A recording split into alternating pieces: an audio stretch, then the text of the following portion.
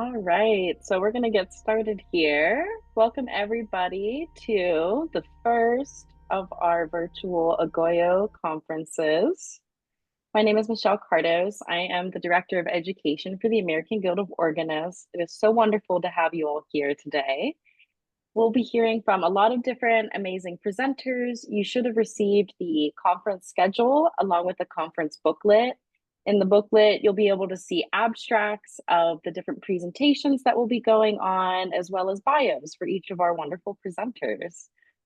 Before we do that, just a couple quick announcements here. This is a bit of a free form meeting space, so you can come and go as what works best for your schedule.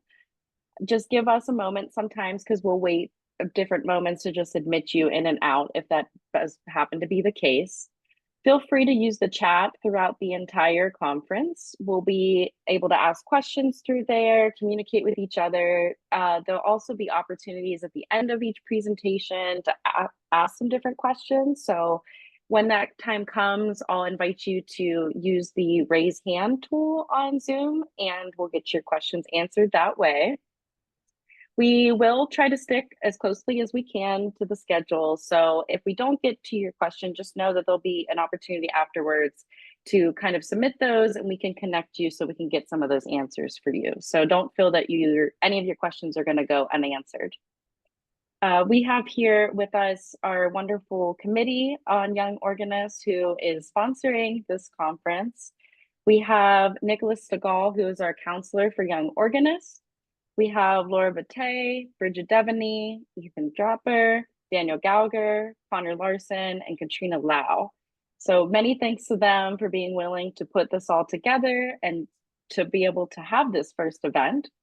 I also want to thank our wonderful sponsor, Hauptwerk, who graciously helped fund some of this conference for our speakers to come, which you will see throughout. And you will also get to hear two presentations from them, which I'm really excited about. It's a really cool opportunity to see how the system works. And before we get started here, I want to hand it over to James Tomashar, our wonderful executive director of the AGO, to give you all a welcome as well. Well, thank you very much, Michelle. Wonderful to be with all of you. And thank you all for attending this first annual AGOYO Live conference in 2025. This is Michelle's brainchild, and it's wonderful to see so many people participating for this first time conference. So welcome, everybody. Great to have you all with us. Katelyn, wonderful to see you. Looking forward to your presentation. Thank you so much. And as we go through this conference, I'll be reminding you of some other upcoming AGOYO events. If you don't have it on your calendar, please go ahead and register for one of the two conferences happening this summer, either in Fort Worth or in Phoenix. There'll be an opportunity for an AGOYO reception, so you'll be able to network and meet each other through that. We also have 4 different POEs that'll be happening this summer, so please check those out. One is also a POE A for those that might be more advanced and want to apply to something like that. We also have some different membership discounts. So if you are an AGO member or thinking about becoming an AGO member, please check that out on our page because you can get some really great discounts for some different things that may help you wherever you're at in school, in life, just in general as a musician. Also, we have a lot of different scholarship and competition opportunities. So I really encourage you to look those up, see what you might find about those. They're a really good chance to kind of, number one, put your skills out there for a test, especially for the competitions. But also, I know a lot of people come away from those with networking, people that they meet through them, teachers, other organists, other people in the AGO. So I'll remind you of these different events throughout this, so I just encourage you to go and check that out. There's lots of good stuff happening throughout the year here at the AGO. Again, feel free to use the chat throughout the entire session. And if it's all right with you, Katelyn, I think we'll get started with your presentation. So our first presenter here is a wonderful person, and of course, organist, Katelyn Emerson, who's going to talk with us all about a life as an international organist. So go ahead and take it away, Katelyn. Sure. It's unusual to start these things early. My goodness, Michelle, very well organized. It's really lovely to be here with all of you. I'm speaking a bit remotely. It's 10 p.m. I'm here in the UK actually, so forgive me if I sound late evening at any point. It's amazing to be able to do this from so far away, and also to be uh, able to chat with so many people around the country. So please feel free to ask questions as I go on a bit about my experiences in the different kinds of studying that I've done, and also the things that I've advised students on, because I've done quite a bit of advising with students looking at scholarships and different study abroad programs and trying to figure out the best fit for them. So I'm really happy to answer any questions that you have, and also to chat with you about options that you might be considering, because it's a pretty wide world out there. There's lots of opportunity, and I'd love you to really make the most of any of it. So I've put together a little slideshow, if you don't mind. So I'm going to request to share my screen, if that's all right. Great, thank you. All right, I'm going to stop the other screens, the other computer sound share, if that's all right. Great, cool. All right, so let's see if this will do a thing. Can you all see my slideshow? Perfect. So yeah, you're going to see lots of organ photos, I promise. And you're also going to see a lot of information. So I'm going to throw a lot at you and we'll see what sticks. Feel free to screenshot anything that looks interesting, but I'm also happy to share any of these slides as a PDF. There's a couple of lists of things like competitions, scholarships, different schools around the world that have study programs. I really want to just put all of this at your fingertips, but it is only scratching the surface. So really don't hesitate to do some of your own exploration or ask questions, and somebody will know the answer eventually. So first I want to kind of do a little bit of chatting of life as a working organist. I'm really fortunate at the moment. The majority of my living comes from teaching and from playing concerts. So I do also have experience as a church organist, but I'm going to speak primarily about the act of being self-employed, primarily as a concert organist or as a teacher, and a few of the skills that you might need for that.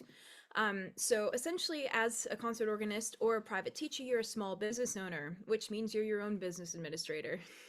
At some point, some of us may have secretaries, and if and when you reach that point, then I am very jealous. That means we do some financial management. So we have to keep track of the money that's coming in, the money that's coming out, any expenses that we have, what pots those expenses are coming into, if it's travel, if it's hotel, if it's food. Just keeping an eye to make sure that we're ideally making money, and then figuring out where we can maybe spend a little money in order to make money, which often is the first step in kind of doing more things outside the US, but we'll get to that a little bit more later. So this is incomes, receipts, mileage tracking, things like that. Just a couple of little things. There's a free app called Expensify, which you can photograph receipts for, and it will automatically extract the totals of those receipts and the date on the receipt and also the vendor. So that's a really easy way to track your receipts. You can also input your income from that. There's also some really good mileage apps. I think the one I use is called Stride. Again, free. So you just input your miles and you can automatically export those later. So super easy things to do. Contracts are always really good to know about, either with students. I have a lot of colleagues who do contracts with students. So they ask, for example, parents to pay ahead each month so that you actually have some reliable income. And that allows you to set boundaries, such as you can only cancel up to 24 hours in advance, or else you have a financial penalty. Some kind of warning of if they're going to stop lessons, things like that. It's not meant to penalize either side, but it's meant to protect you. With concerts, of course, you can have things such as what your fee is, how many nights hotel or homestay that you really need in order to be at your best. They can notify you of any social obligations, any other expenses that you might have out of pocket that they wouldn't cover, publicity materials, who's going to take care of that. There's lots of different things that you could have. I have a couple of colleagues who have things like they need peanuts in their in whatever green room they have, or they really want a particular kind of pillow. I've never quite gotten to that stage. It seems like something I don't need. But I very much admire those who can do that.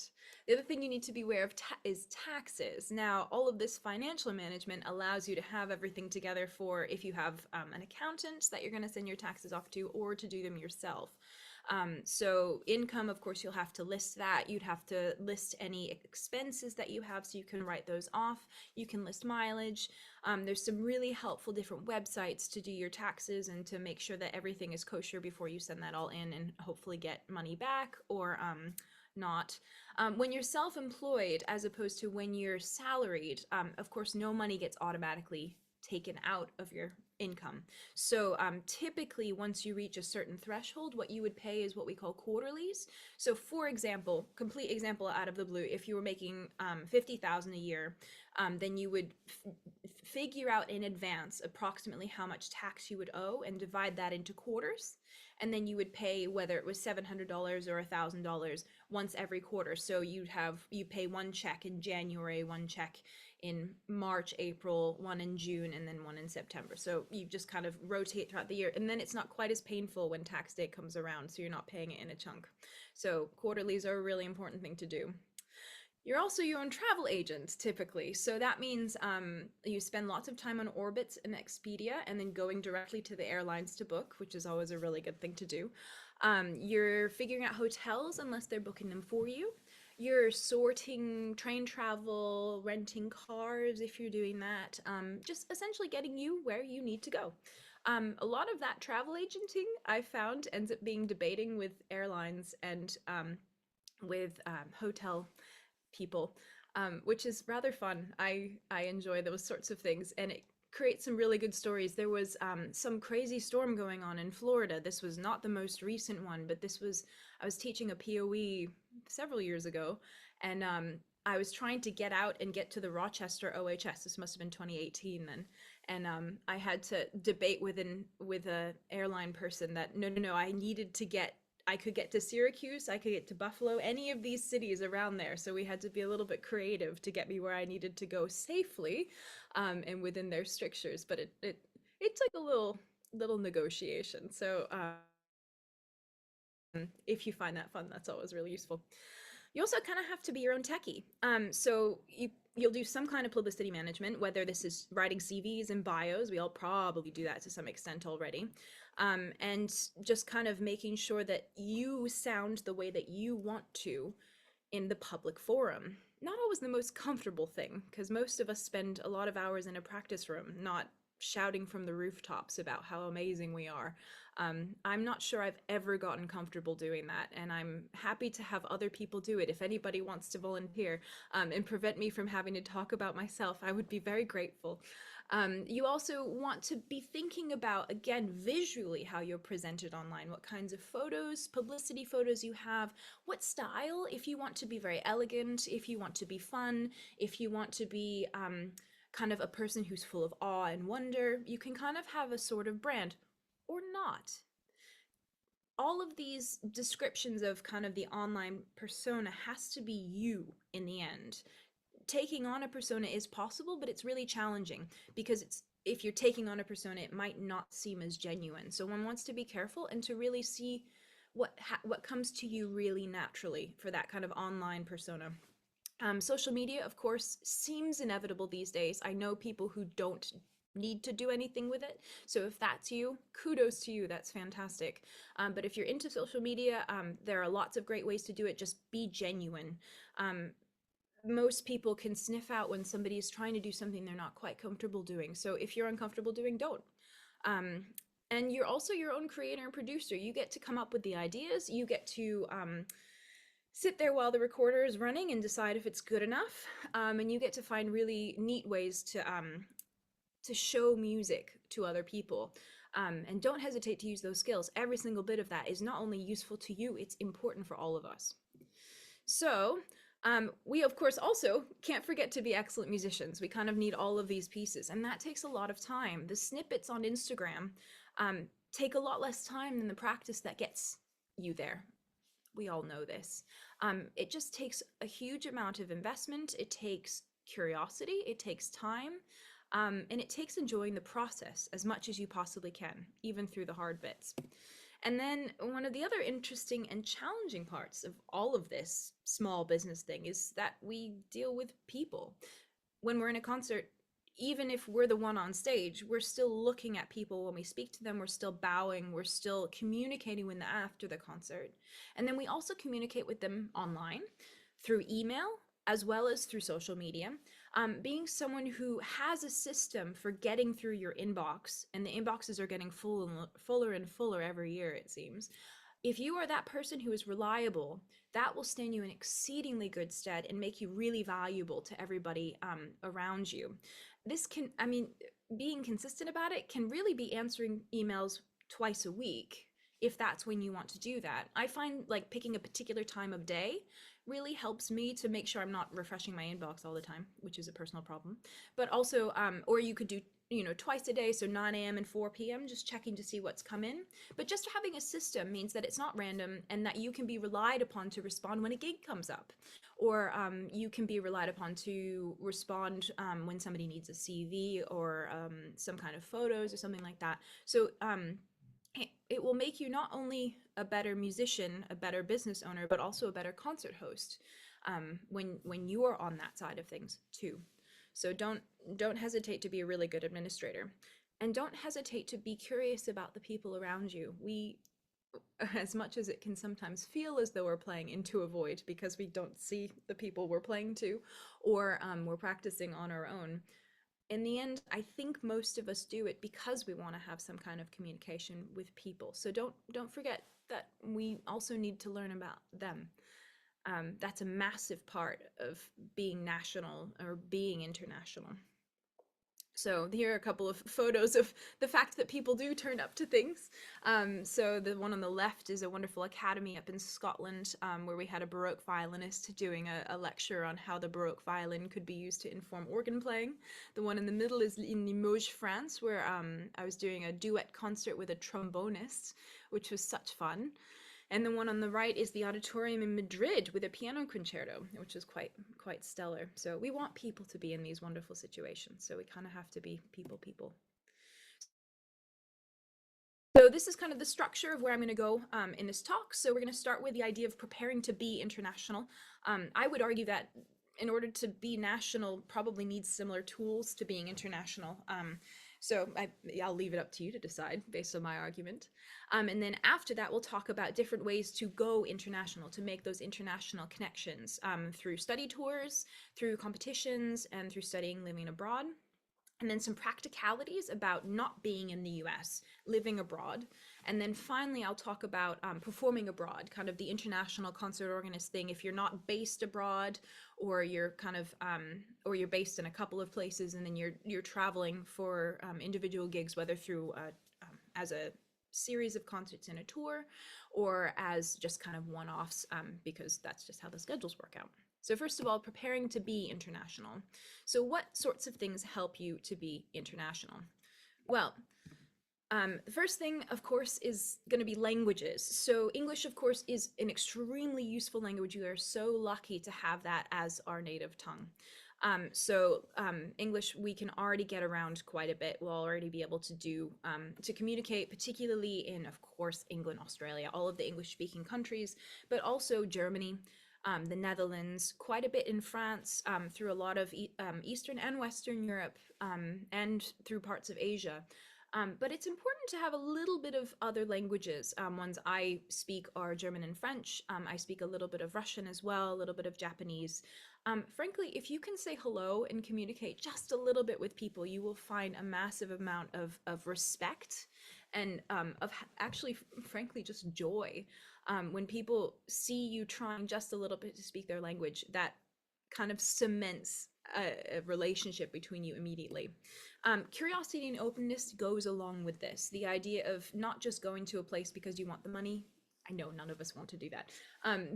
But going there to experience the people, to chat with them, to play the new organ, and to see a little bit of the city, even if you have the weirdest amount of practice time where perhaps you're practicing from midnight until 9 a.m. So you end up having 3 hours in the afternoon when you're awake that you can actually go see things.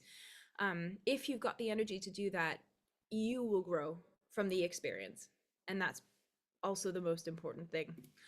um, it allows us to make those connections and frankly to be invited back. I always say that the concerts I'm most happy about are the ones where somebody wants to hear me again because I know that instrument a little bit better and because I know those people just a little bit better. So we can kind of form a relationship that continues and is based on those connections. So let's talk a little bit about study tours. I hope some of you have heard of these before. They often happen through different groups or universities. So for example, I think Baylor just went on a study tour to Germany or France.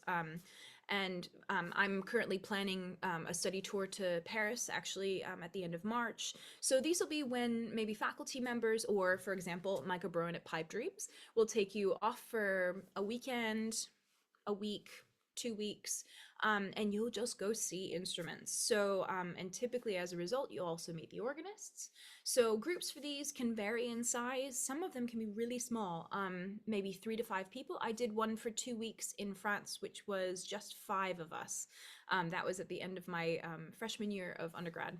And that was absolutely life-changing. It was the first time I had left the country on my own, and first time I had been to France, and it was absolutely extraordinary. Some of them will have upwards of 30 people. And of course, the size will influence how much time you have on the instruments, and also kind of what social connections you make, because of course, one trip, 30 people, you're going to have a lot more social networking going on as a result of that. There will also be different intensity levels. So one that's a bit more on the social level in the sense of people who are not necessarily players. You might have more playing time. There might be a little bit less pressure. Whereas a university one, that's a conservatory group, perhaps this might be a little bit more pressure to play as well as you can, although there's always pressure, I suppose, to play as well as you can. There might be a high level of playing, and you might perhaps have more master classes with some experts. So look around if you're interested in a study tour. There's several going on. I couldn't find any particular ones for this summer, but I must admit I only spent about 20 minutes looking. So I'm sure there are some going on. Competitions are also a really great way to start to make international connections. So this is a photo from the Tarverdiev competition in Russia, which is much more difficult to do these days, of course. So benefits of doing competitions, often the travel is subsidized. So you might get, for example, I had a free trip to Japan when I did the Musashino competition. So obviously huge. You get to go to a foreign country where they've likely paid for your hotel, at least help with travel, might give you a per diem. So keep an eye on what some of the benefits are for these different competitions. You get to go to a place that you probably would never, I wouldn't have ever been able to go otherwise. Extraordinary opportunities. Go for the instruments. They're fascinating. You can go play shukas like this in Germany as well as Russia. You can, go to Haarlem and play that immense, fabulous instrument just through a competition, which is much easier than phoning up the organist if you don't necessarily have the connections to do that. So you will also get fabulous networking opportunities, obviously with a jury, of course, but actually the more important one, equally important one, is with your peers. I have made such strong connections through competitions. Even though we're competing against each other, in a way we're just competing to be the best versions of ourselves. In the end, whatever the jury picks is more up to luck than anything else. Maybe luck in what they had for lunch and how they slept last night, but it really is more up to luck. Once you're there for the competition, you're all of an incredible level. So the more friends you make at a competition, the likelier you are to have a much better outcome and to play better, frankly. Because if I might give the Russia example, I was there. They run 3 first rounds. They now run 4, but when I was doing it, it was 3 first rounds. There was one in Moscow, there was one in Hamburg, and there was one in Kansas, the University of Kansas. And 4 Americans went from that. And we created kind of a little American team. So when we discovered that the stop pullers could not speak English and could not read music, we ended up pulling stops for each other in the competition. And I think that's why I think 3 out of the 4 of us placed. So become a team. Sometimes there's one person who's really competitive. Don't let them sully it for all of you. Really network with everybody around you. The limitations, of course, of competition, they can be expensive. Travel is not always subsidized, so do be aware of the potential costs of having to go. They're obviously very stressful. You want to play your best. You want to impress your teacher. You want to impress the jury. You'd like to win. Just moderate yourself as much as you possibly can. Learn about how to mitigate stress. Learn how to reframe the experience as much as possible, and learn how to care for yourself. It can also be disappointing.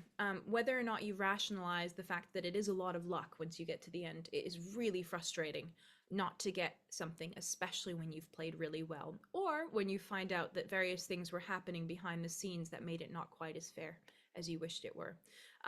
Unfortunately, it's part of the reality of being in this wonderful world full of humans who, as extraordinary as they are still human. So I hate to say it's all part of the experience. But while saying that, I can also say that you can become part of the solution in making it better. So when you're sitting on the other side of the table, you can help to make things more fair and to make these things more inclusive.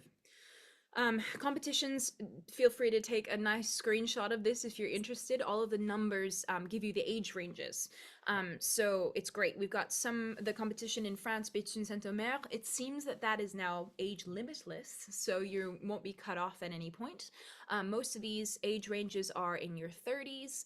The Northern Ireland one and the IAO RCO are really pointing towards some of the earlier career organists, so those are great ones. So those are some options if you want to travel. And then we've got a couple more in some more unusual countries, arguably unusual, but and I've tried to put the dates when those should next happen, triple check them obviously, because sometimes funding is funny or something happens, so they postpone it or competitions do get canceled. So thinking of a little studying and living abroad, so going a little bit more long-term first. So we'll talk about shorter term study abroad. We've got loads of academies. Of course, we all know about the AGOs, but we're going to focus a little bit on the international ones. So we've got the Royal Canadian College of Organists. I actually taught at this one last year. So that one prides itself on lots of private lessons. So you would end up going around Toronto. I think it always happens in Toronto. And you would have private lessons. I think Isabel Demers has taught at that several times. I taught at that. Sarah Svensson typically runs it. You'll get a nice group of experienced teachers. You'll have some master classes, some concerts, and essentially go around Toronto and take lessons on different instruments, which is quite fun. International Organ Festival Haarlem, you see that one's fairly long. There's lots of a variety of events with that one. Germany, we've got several different ones, kind of depending on what your focus might be. Italy's Samarano is really, really famous, also wonderful to look into. The Royal College of Organists has two main organ weeks, and we'll talk a little bit further about what these are for a little bit later. The organ student experience typically takes place in Oxford, although not always. So if you're interested in traveling over to the UK and doing anything with Oxbridge, Cambridge and Oxford, and kind of want to dip your toe in the water of heading over there, it's always a good thing to do. The RCO also has a normal summer course that they run that takes place in London. Oundle, of course, takes place in London, or it takes place in Oundle, and that's another one. And then St. Andrews Organ Week is up at St. Andrews University, and that one also features private lessons. So you get private lessons with the teachers every day, and then in the afternoon, they'll have lectures, lecture recitals, master classes, things like that. And typically they have a really interesting focus on something. So for example, I think this summer it's on the connection between American and British organ building. In the past, they've done Italian organs and Italian playing, and they'll always, I think last summer, Martin Schmading had carte blanche. So they'll always have some kind of focus. So keep an eye on that to see if it's something up your alley. France has a massive amount of summer academies, so do keep an eye on these different websites. I'm happy to send those in a more friendly format. But they'll have, I just saw Jean-Baptiste Monod at Rouen just announced his summer academy, so you can go and play phenomenal instruments for just a few days, a week, or 2 weeks if you want to explore those.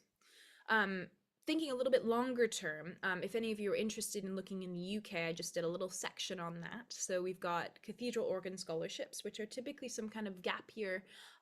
In England, it's usually a gap year right before people go to university. Often for Americans, it tends to be a little bit more successful if you do it after university, simply because you didn't grow up within the system and you can get a little bit more playing experience before. But people have been successful doing it earlier. So don't hold off if you're really keen. So what these do is they give you a ton of hands-on experience. It's essentially a job. You would live in the choir school. You would be working with choristers, you'd be playing accompaniments, you'd be playing for services, you'd potentially be hosting visiting organists. It would be, it's quite an intense job that's meant to be for an early career organist. You'd be playing on-the-job coachings with the directors of music and the assistants, if there are any. You'd be doing some chorister teaching. Sometimes you might be doing conducting, although typically if you're the third in the rungs of the ladder, perhaps not, the assistant might conduct while you play. Can give you some excellent connections through that director of music and any of their assistants, through the singers, because usually at least the back row, the tenors and basses, are professional singers. So they'll be able to connect you if you want to do any accompanying of singing or want to be connected with any other churches. Also, if they're visiting recitalists, I was just speaking with somebody who is organ scholar, I think at Salisbury, and he was listing off the incredible amount of people that he got to meet and host and talk to and learn from while he was there for just 1 year. In order to do this, of course, you have to hone particular skills. So the RCO's, the organ student experience, is made for this. Essentially, it's kind of made so that you can pass the RCO's exams, which are the equivalent of the AGO exams. But those RCO exams are typically kind of honed for that cathedral organ scholar school. Oundle is another option for that. So speaking of the RCO exams, some skills to explore both for the exams and also for organ scholarships would be sight reading and open score reading. So for example, typically I think it's some kind of Palestrina that you just want to read. Hymn playing and some figured bass. Some basic improvisation, so talking hymn introductions, different kinds of reharmonizations, transitions, fanfares, extemporizing on hymns, expanding them, in case the offertory is a little bit too short and you just need something to cover movement, or while they wash the dishes after communion. It's always a good thing to be able to extend out various things.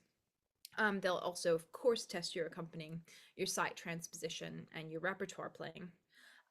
It's also really important actually to know, if you're really interested in this, and I'm happy to talk further, I won't get too off the beaten path, but to know how these organs work, because in every country the organs function a little bit differently.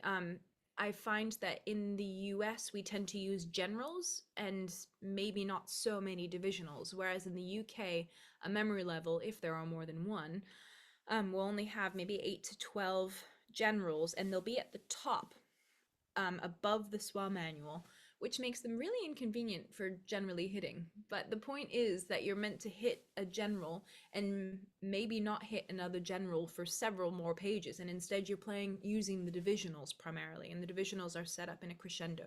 So which is quite nice actually, because they typically keep their divisionals set in that order. So anytime you sit down in an unfamiliar instrument, you can actually play a repertoire because you know roughly what those divisionals are going to do. It's actually quite liberating, unless you really want to go back and select precisely which stops you're going to play. It's primarily liberating when you have 5 minutes to put together the accompaniment for the evensong that's looming over your shoulder. So it's really a useful tool, and very happy to talk about those things.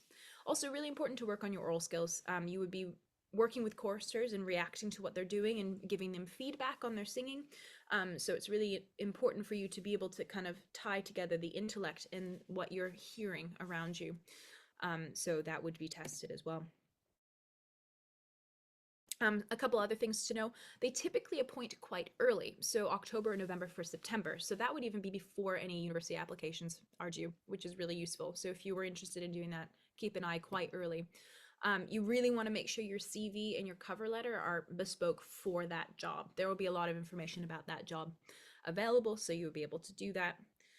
It's great if you can go to England to interview in person, but it can be possible online. Of course, these days it's getting easier and easier to do that.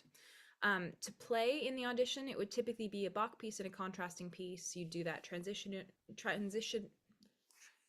transitionary improvisation that I talked about, and you would be working on hymns, transposition and extemporization, and a little sight reading and open score reading. So they'd kind of check on everything. Probably also some kind of accompaniment, just to see if you can follow a conductor, although if you can do all of these other things, presumably you'd be just fine. If you want to find out more, keep an eye on RSCM UK, Cathedral Music Trust, and Church Times. Look at cathedral websites. There's lots of stuff online, and ask people who have done them. One person actually, the reason why this is also forefront of my mind is that I was just seeing Kate Kaufman, who was organ scholar at Truro Cathedral in Peterborough. She's American. And I chatted with her about this, and she said, if you do find yourself appointed, it will be a life-changing experience in the best way. There's really nothing like being immersed in the cathedral routine. So if you are interested in that, please feel free to chat with me about it. I'm happy to send you her or somebody else's contact details. But let's talk about institution-affiliated study abroad. So this could be, of course, at either the undergraduate or the postgraduate level. Typically, people tend to do it for the postgraduate level simply because, frankly, it's easier. You're not having to prepare the applications while still in high school. Typically, universities, undergraduate universities, are going to be very well stocked with people who can advise you on those applications, both for the institutions and also for grants to support them. And also because in the US, we very much value the liberal arts degree or the US conservatory degree. So that's a really important thing to keep in mind, is what is kind of your long-term plan? What do you plan to do after the study abroad? And will whatever degree you're looking at qualify you for whatever you're looking to do after the study abroad? So some general points. Internationally, you're going to find that courses really vary in length. So bachelor's degrees can be 3 or 4 years. So of course, we're very used to the 4-year bachelor model. In the UK, pretty much all bachelor's degrees are just 3 years. It's really quick, blink of an eye, and you're done. Master's degrees can also vary. You can do a 1-year or 2-year master's degree. So depending on where you're looking, make sure you know kind of the duration that you're looking at funding, as well as the duration you're looking at being out of the country. Things like the artist diploma, which is roughly equivalent to in France, the perfectionnement, to perfect yourself degree, and the concert exam in Germany also vary in length. And those kind of don't have to take the place of a bachelor, a master, a doctorate. They're really going to give you the opportunity to sink your teeth into repertoire, to work with a particular teacher, to travel and to experience instruments, or to work on a particular style that you're really wanting to get into. Of course, in contrast with the US, really not any general education courses. Most people internationally actually specialize around the age of 16 or 17. Essentially at the SAT level, the ACT level, they're taking exams specifically, well, exams that would be more equivalent to AP level exams than our SAT or ACT. So, and they might only take 3 to 5 of those. So they're really, really focusing in on their topic. So there's just not really that emphasis on the liberal arts degrees over here. I won't get into the debates over, whether that's good or bad. It certainly has its upsides and it certainly has its challenges. And I think there are benefits to both systems, but this is not about my personal opinions. The grades and the marking systems will vary. So our GPA system rather falls out of popularity quite immediately, and you find that everybody around you is talking about something that you absolutely do not understand. So, for example, in Germany, in the conservatoire systems, you're ranked on a point scale where a 1.0 is the top and a 2.0 is lower. So that gets confusing very quickly. In England, it's also on the percentage scale like in the US, but whereas, most people might be capable of getting an 85, 90, 95, 100, in the UK, a 70 is an excellent grade, which can be a bit of a shock if you're not quite prepared for it. So just be aware that the systems may vary and you might need to adjust your expectations. The deadlines for applications can vary hugely, from the December deadlines that we're used to in the US all the way to June. When I applied in Stuttgart, they told me that if I got the DAAD scholarship to study there, that I wouldn't have to apply until September.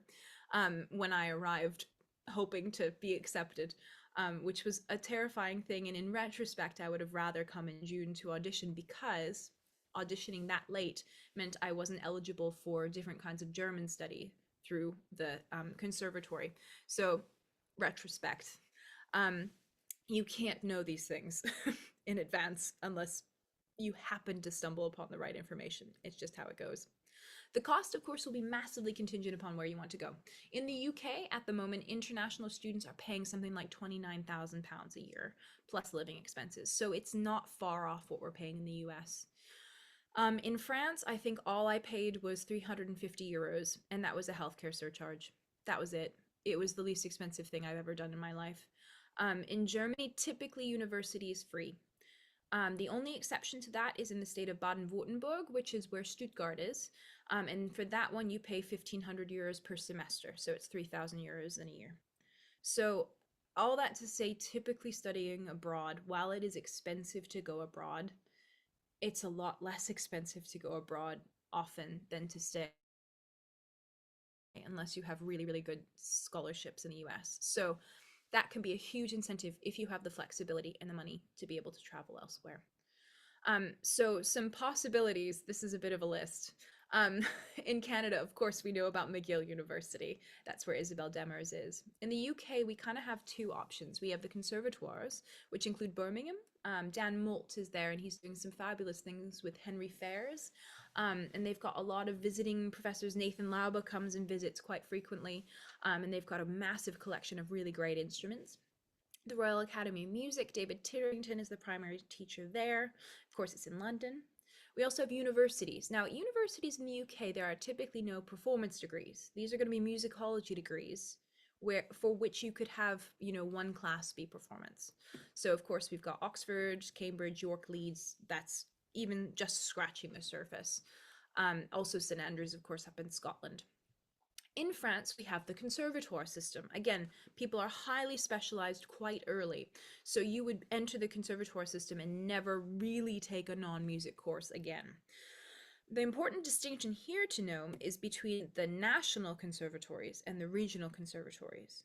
So the Conservatoires Nationaux Supérieurs de Musique, there are only two of them in the country. One is in Paris, that's the very famous one.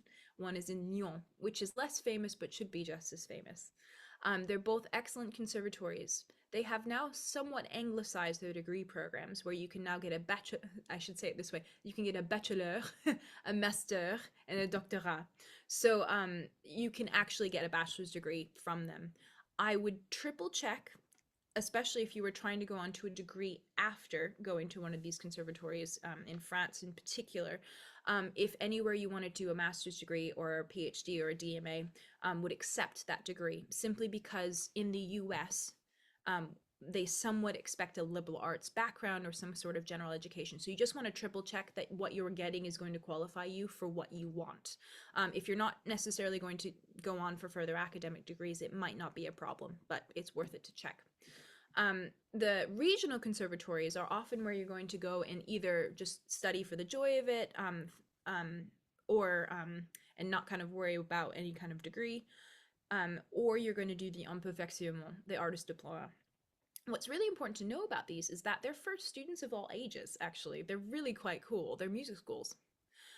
So you've got kids running around doing choral things. You've got, piano teachers who are teaching from age 5 all the way up to 65. So it ends up being a community thing more than anything else. And the imperfectionnement is kind of the exception to that. Those are for the elites who want to study in that place sometimes. So it's a really neat program that actually I've found allows you to integrate yourself even more into the community than necessarily the conservatoires on the national level. Of course, those are include like Toulouse, and that's probably the most famous one, but Bordeaux has one. You're going to find them all over France. Pretty much every major city will have one. Germany, of course, we've got loads of music schools. We've got Berlin, we've got Leipzig, we've got Lübeck, Stuttgart, Munich, Hamburg. And that's only scratching the surface. All of these have fantastic teachers. You'll be able to get your bachelor, you'll be able to get your master, you'll be able to get higher level degrees, your concert exam, things like that. Something important to note if you ever wanted to live and work in Germany as a church musician is that they have a very strong distinction between a organ degree and a church music degree. The church music degree is much more intense. You're going to have specialized courses. They're going to make sure you do conducting. They're going to make sure you cover all of those bases. The organ degree is going to be focused on playing. You'll have a lot fewer academic requirements, and they're going to expect you to be in practice room all the time. So if you want to be taking a church music degree in Germany, if you're going to be wanting to take a church music position in Germany, you must have a church music degree. It's extremely unusual not to. It is possible. There's always an asterisk on anything I say. There's no absolutes in any of this. But I've had people turned away from positions and not legally be able to be considered because there are laws about what qualifications people have to be in order to apply for certain jobs. So just be aware and do your research and ask questions. In the Netherlands, we've got Amsterdam, we've got The Hague. They all have fabulous, fabulous instruments, fabulous teachers. Highly recommend. In Belgium, we've got Bruxelles, we've got Liège. And then, of course, in Switzerland, we've got Lucerne and Basel. There are more than this list, but these are perhaps the core ones to keep in mind. Organ study anywhere. Every school, of course, in the US, abroad, around the world, will have different faculty. Pick one that you want to work with once a week for several hours and be slightly tortured by in a very kind way. Pick somebody you're interested in. Pick somebody who you really think will be able to draw something out of you and or connect you with things that will help you to grow as a musician and as a person. Pick people with networks, pick schools with networks. These can be alumni networks, these can be connections to the region, these can be international networks. Just think more broadly than just the institution as much as you can. Each one will have different funding and student support. When you study abroad a lot, you're kind of left on your own. So that level of independence is really, really good, but also each institution will still have a different level. Some have an international student office. That's hugely helpful. Many do not. So just be aware of kind of what you'll need in order to be successful. They'll also have a massive variety and availability of instruments. A few years ago, when I was in Germany, I actually did a couple blog posts about all the institutions I'd studied in. So I did one about the practice organs at Oberlin, Toulouse, Stuttgart, and just essentially talking about not only the types of instruments, but their availability, how many students there are, how much time you actually get to practice in the end. So talk to current students and see what is available, see what you can take advantage of, see what the access is to organs in town, in the region, even around the country. Just be aware that there's going to be different things available at any institution. They also might have different language requirements. For example, in Germany, typically the organ masters or the organ degrees at the conservatories don't require you to speak German. You can do that degree in English or German. The church music ones will require you to speak German to a certain level, and they will have language exam requirements. So just be aware what you will be eligible for. Funding, everybody's favorite thing. All right, so different funding for different places. Look locally. Look at look locally, look where you are. See if I've had people get funding from boys and girls clubs. Be aware that there is different funding available and you will be able to scrounge it up. Look where you want to go. Look at the country, look at the region, look at the city. Just be curious, ask questions. It doesn't hurt to ask. The worst they can say is no. Specific scholarships to bear in mind. We've got Fulbright. If you haven't heard of Fulbright, it's essentially an international scholarship program. First of all, for Americans to go and study abroad, and also for people from abroad to come to the US, typically as teaching assistants or things like that. Fulbright will fund typically 1 year abroad as a teaching assistant, as a international student, whether at an institution or otherwise. It will also do different levels, so professors can get Fulbrights, things like that. So there's a big quantity of Fulbrights that different people can be eligible for.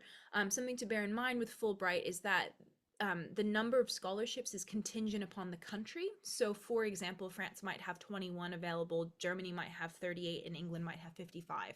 So have a look at the country that you'd be interested in studying with, and also look very closely at their country specific requirements, because I remember discovering one little tiny requirement in the Fulbright application for France that I'm really glad I found at the last minute, because it was very well hidden and I think it was essential in the application. Freight Cunnington Beebe is a really good Boston-based one to know about. You don't have to be in Boston. I think you just have to be a US resident. You could just go study abroad with this. It's $22,000. Essentially, you don't have to be at an institution. You can just have a really good reason to go to Germany and play a Zilbermann for a while. So it requires an application and a letter and I think a project proposal, things like that. So that's a really important one to keep in mind, particularly if you don't really want to go to an institution and get a degree. DAAD is the very famous Germany equivalent of the Fulbright. That one has specific scholarships for the degree programs that you have. So the DAAD that I had was a master in music. It was specifically for that. So it has a very specific application process. There are different ones for all over Germany, different degrees. Swiss Government Excellence Scholarships is a really good one to do if you wanted to go to Switzerland. The Harriet Hale Woolley Scholarship, I believe, helps you to find accommodation if you're studying in Paris. So that's a very good one to keep in mind as well.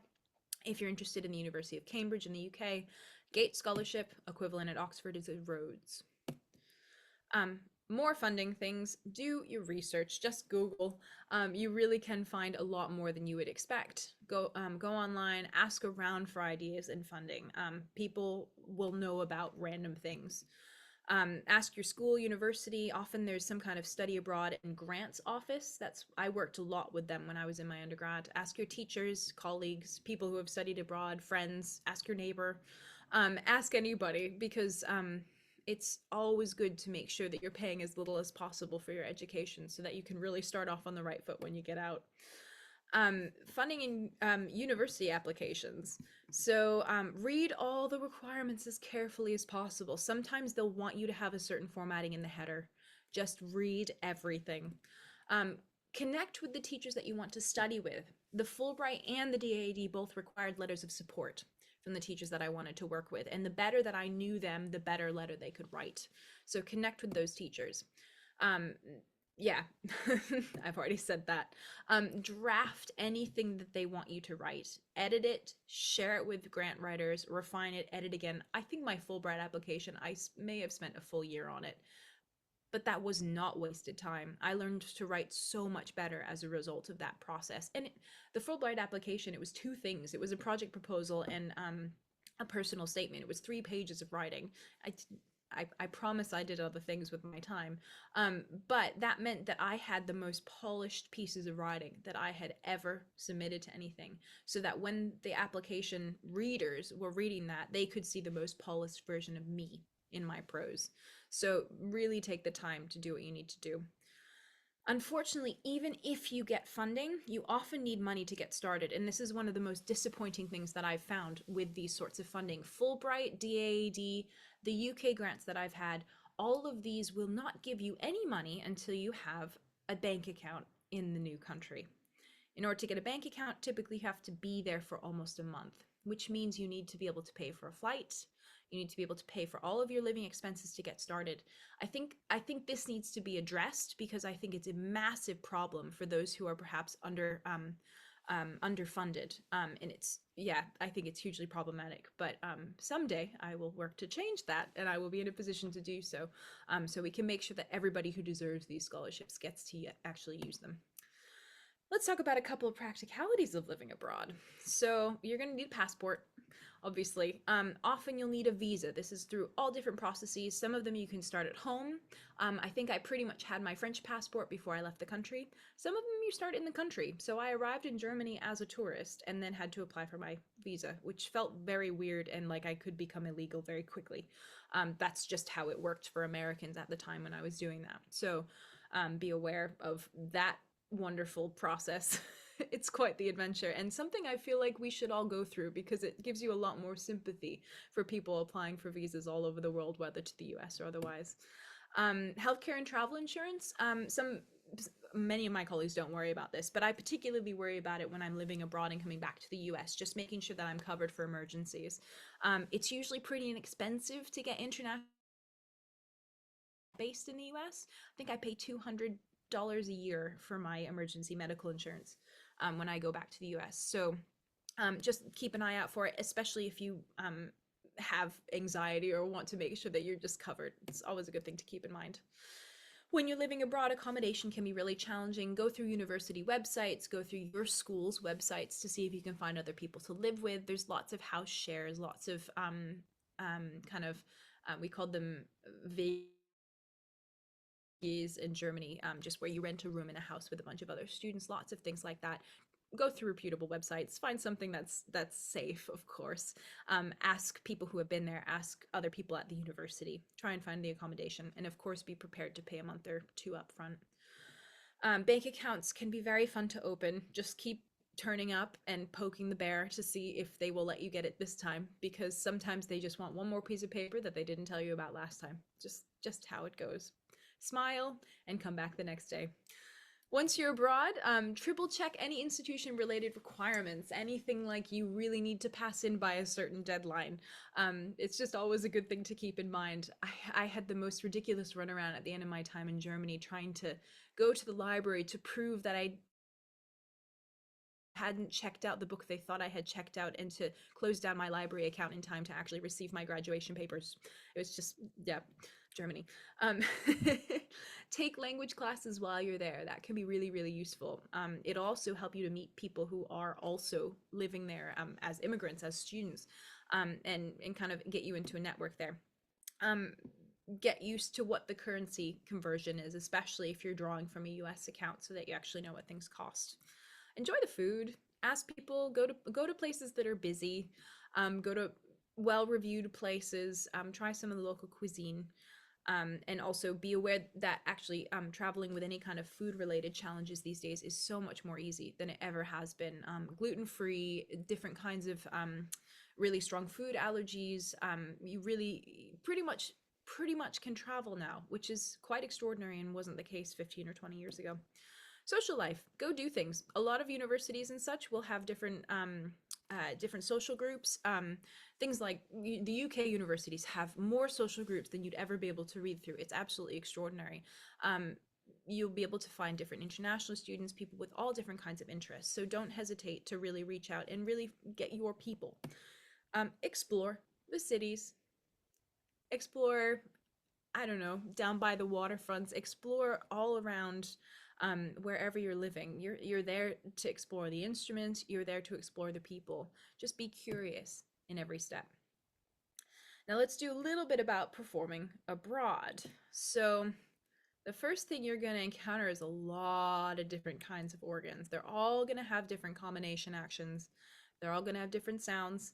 They're all going to have different pedal boards, swell shoes, things that work, things that don't work, different acoustics. It is the most wild ride in the world. I absolutely love it. You're going to want to make sure that your programming takes into account not only the instruments, that goes without saying, but also what the audience is going to be like.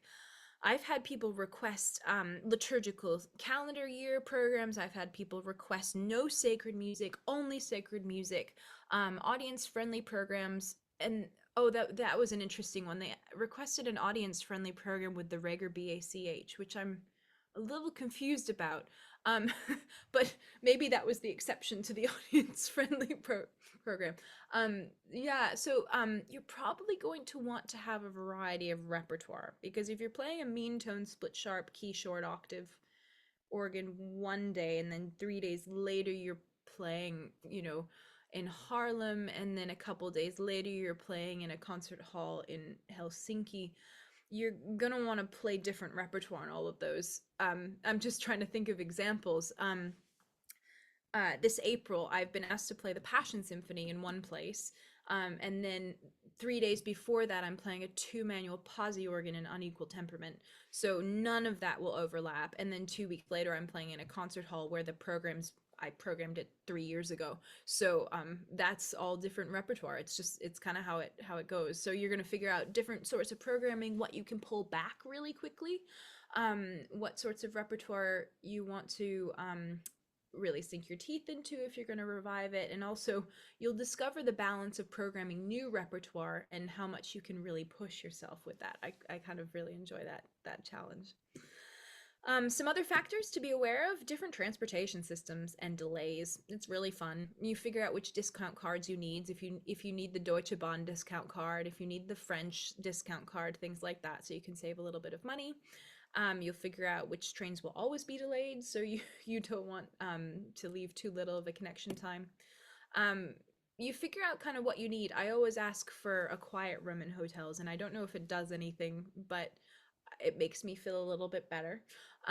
You kind of figure out what if you really need a desk in order to get work done, what you need to do to sleep, if you need earplugs, eye masks, things like that. Just kind of sort what you do. I often travel with tea bags because you can always get hot water, and I love having tea in the evenings, case in point.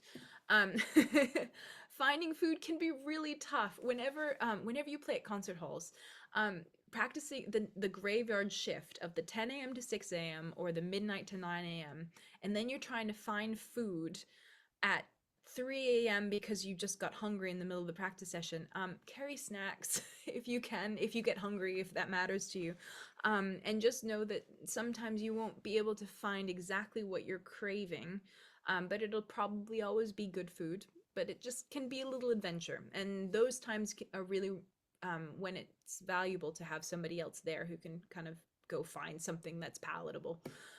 Practice timings, again, can be extremely variable. I rarely play concerts now, but I've had to play concerts on only 2 hours of practice time.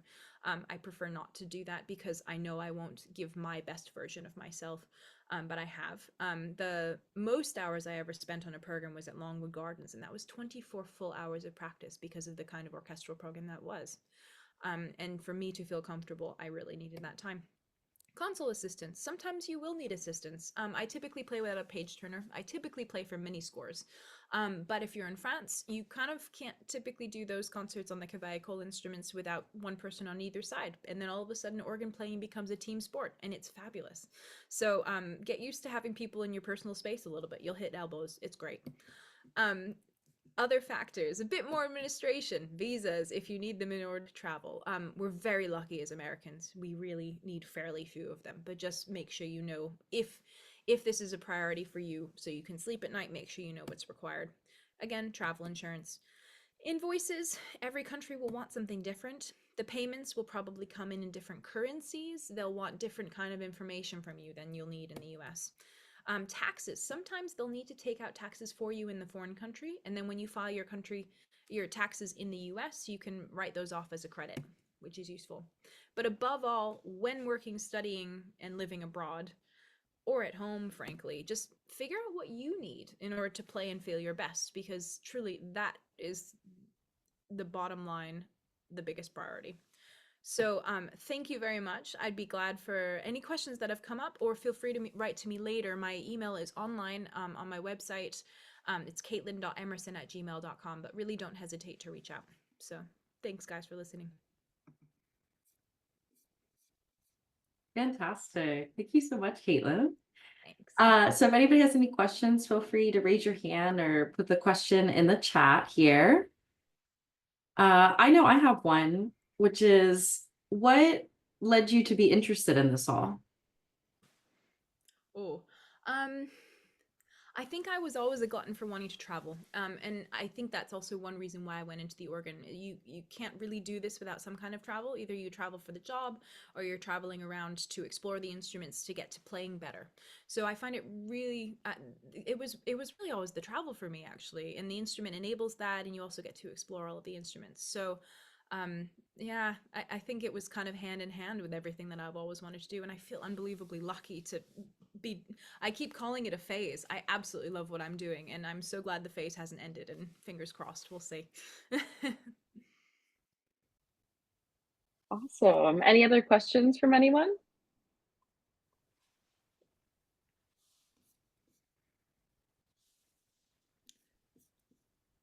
I think it was just a lot of good information to to Putting that share. out of me. That's very fair. Well, if anybody does have any questions at any point, like you said, feel free to contact, reach out. This presentation was also recorded, so you'll be able to go back and relook through things if there are things that kind of come up for you that you want questions about. William Tan asked, what was your weirdest experience? Oh, that's a really good one. I need to start writing them down actually more than anything else. Um, I think I think kind of one of the if I can rephrase that to being kind of one of the most exciting ones, just because weirdest one isn't immediately coming to mind, although I will have to get back to you on that. Was this past summer I did 3 concerts in Denmark, and I did them all out of order. I registered everything in the complete wrong order and then would play the other concert before I went back to play the ones I'd already registered. So it was weird to keep the 3 different organs and the 3 different programs in my head. And I kind of loved that because it integrated all the instruments and made each concert really, really special actually. So I loved that. That was just super fun. That's awesome. Another question we have here from Tracy is averagely, how long do you need to register on a new organ? Sure. I typically ask if they would set aside 12 hours. That's also just a Karen McFarlane standardization, so I've kind of adopted that. Um, Most organs, I really like to have 6 to 8 hours. And that means I'll feel really, really comfortable. But like I said, Longwood was 24 hours. That thankfully that was over 3 days. I'm not quite. I like sleep too much. Yeah. So what I always say is I really almost more than the practice time, although these two things go hand in hand, what I need is the sleep. So I need to sleep on an instrument, not literally, but I like to arrive on Friday, meet the organ for an hour or two, and then Saturday do the lion's share of practicing. I always practice. I register everything, then I play everything into the recorder. And that recorder is not just giving me balances in the room, but it's also giving me my interpretation on that instrument as heard by the recorder. And I know some of the weird proclivities of that recorder, so I can then adjust the registrations and adjust my playing so that it will work best on that particular instrument and hopefully for that audience, because really that's the priority, is making sure that I can invite people along, hold them by the hand for that particular with that particular repertoire with me and with that instrument. So I find that, yeah, I find that 6 to 8 hours, but spread out over the 2 days before is really, really helpful. Great. All right. Next question comes from Jacob. What were some of your favorite organs? Ooh, I find the ones that are most rewarding to play are often those that have a generous acoustic that allows you to kind of shape into the silence. So often if we have a dry acoustic, it's just the key goes off and all of a sudden it's a very square end. So since the organ is a machine, we kind of have to help it and massage those endings so that we can keep the lines going. And acoustic really just makes that way easier. So I would say that the favorite stop on the organ is probably the acoustic. Favorite organs, I always say whichever one I'm playing next, or whichever one I'm playing for this concert, because if we don't like the instrument that we're playing, then we're not going to play as good of a concert. But I certainly have favorite instruments tied to favorite repertoire too, and it just fits like a glove, or when it's a real surprise. I was playing, this was, gosh, nearly 2 decades ago in Goshen, Indiana. Gorgeous instrument out there. 2 manual tracker, unequal temperament. And I sat down and thought, huh, I could play Rager here. And I did, and it was fabulous. It was just such a blast. So yeah, that was such fun. That is such fun. All right. Next question is, which country, this comes from Layla, which country have you enjoyed working in the most? It would be really tough to rank them. Living wise, what I always say is once you've lived abroad, you can't call one place home. There's always going to be things that you like about each country that you will miss if you go elsewhere. That's probably the bittersweet part of living abroad, is that you can't quite feel like, oh, I'm completely settled now, because you might be back in the US and saying, yeah, but I'd really really wish I could get a good French baguette. Um, or in Germany going, oh, I'd really like a French baguette, but gosh, this rye bread is really good. So At the moment, most of the time I'm living in England, so I'm very much enjoying that. That's quite an adventure. I'm doing some really exciting things here. I'm really involved in educational initiatives, really doing some concert series and stuff like that. So I'm absolutely loving what I'm doing right now. So if I had to pick one off right off the bat, probably the current one. All right, and we're going to ask one more question before we switch to our next speaker, which is, have you ever missed a concert due to travel issues? And then there's a little note here, maybe not weather related, also could be oversleeping. Thankfully, most organ concerts don't happen in the morning. Um, although oversleeping is a very fair question when you've got terrible, terrible practice times. No, not because of oversleeping, thank God. I did have a flat tire once that made me almost late for a concert, so now I get there early, like an hour, 2 hours early. We don't do the 30 minutes anymore. Um, Travel, actually, I had a cancellation last year because of travel. Nashville, that when they had that massive snow and ice storm, I was in England, and they phoned me the day I was supposed to fly out to go to Nashville, and they said, I'm so sorry, but we have to cancel because of the weather. So that wasn't necessarily like a, I couldn't get there, but it was them saying, we can't ask people to go out in this weather. And absolutely fair enough. I'm very happy to be playing that concert again in April. So we've picked it right up, which is really nice. So no oversleeping, thank God. I'm too light of a sleeper, I think. Well, thank you so much. This was really great to hear about this all. Thank you so much for kicking off our conference. And of course, if anybody else has any questions, we'll have them reach out to you. So thank you. Thank you. Thanks, guys. I might go to bed. We've got a master class tomorrow morning with Thomas Lacote, so gotta get up early to let people into chapel. So take care. Well, good luck. Thank you so much. Bye-bye. All right. Up next, we have Layla, who's going to give us a really great presentation here. So I'm going to ask her to unmute and share her screen. Welcome. Hi, thank you for having me. Take it away.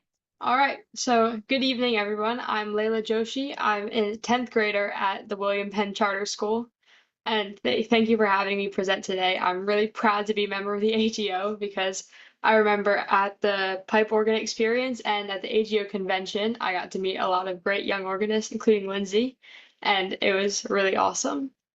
So the reason I've begun working on this project is mainly because the instrument I play every day is a Marcussen organ. And as I've met other organists, I've realized the sheer amount of historical knowledge that's required as an organist. And I thought, what better way to acquire that knowledge than to begin learning more about my very own instrument? And my choir was also lucky enough to travel to Denmark on a tour, which solidified my interest in this research. So, Marcussen and Søn were founded in 1806 by Jørgen Marcussen, and in 1811 they were granted a license to build organs by King Frederick VI of Denmark. After being annexed to Germany as a result of being based in Abenraa from 1864 to 1920, Marcussen organs were heavily influenced by North German technique and attracted buyers for both their reliability and aesthetic. While these commissions were mostly focused on restoration and rebuilding, in 1819 the group were able to build its first organ in Zizeby Church near the city of Schleswig. The next big change for the company was a partnership with Andreas Reuter, who had apprenticed with Jørgen Marcussen previously, and in 1826 became his business partner. This collaboration ushered in a new era for Marcussen, which was renamed as Marcussen and Reuter. Marcussen were very influential outside of the organ reform movement as well. Two of their main early technological contributions were the Reuter tuning slot and box bellows. While working on the Roskilde Cathedral main organ, Reuter invented his tuning slot, and the tuning slot aids with voicing and allows for more control over the instrument. Marcussen's invention of the box bellows was inspired by a sewing machine because it consisted of a small box conducting air into a larger one. The design would serve as the major method for providing the organ's airflow for the next 100 years until electric blowers rose to prominence.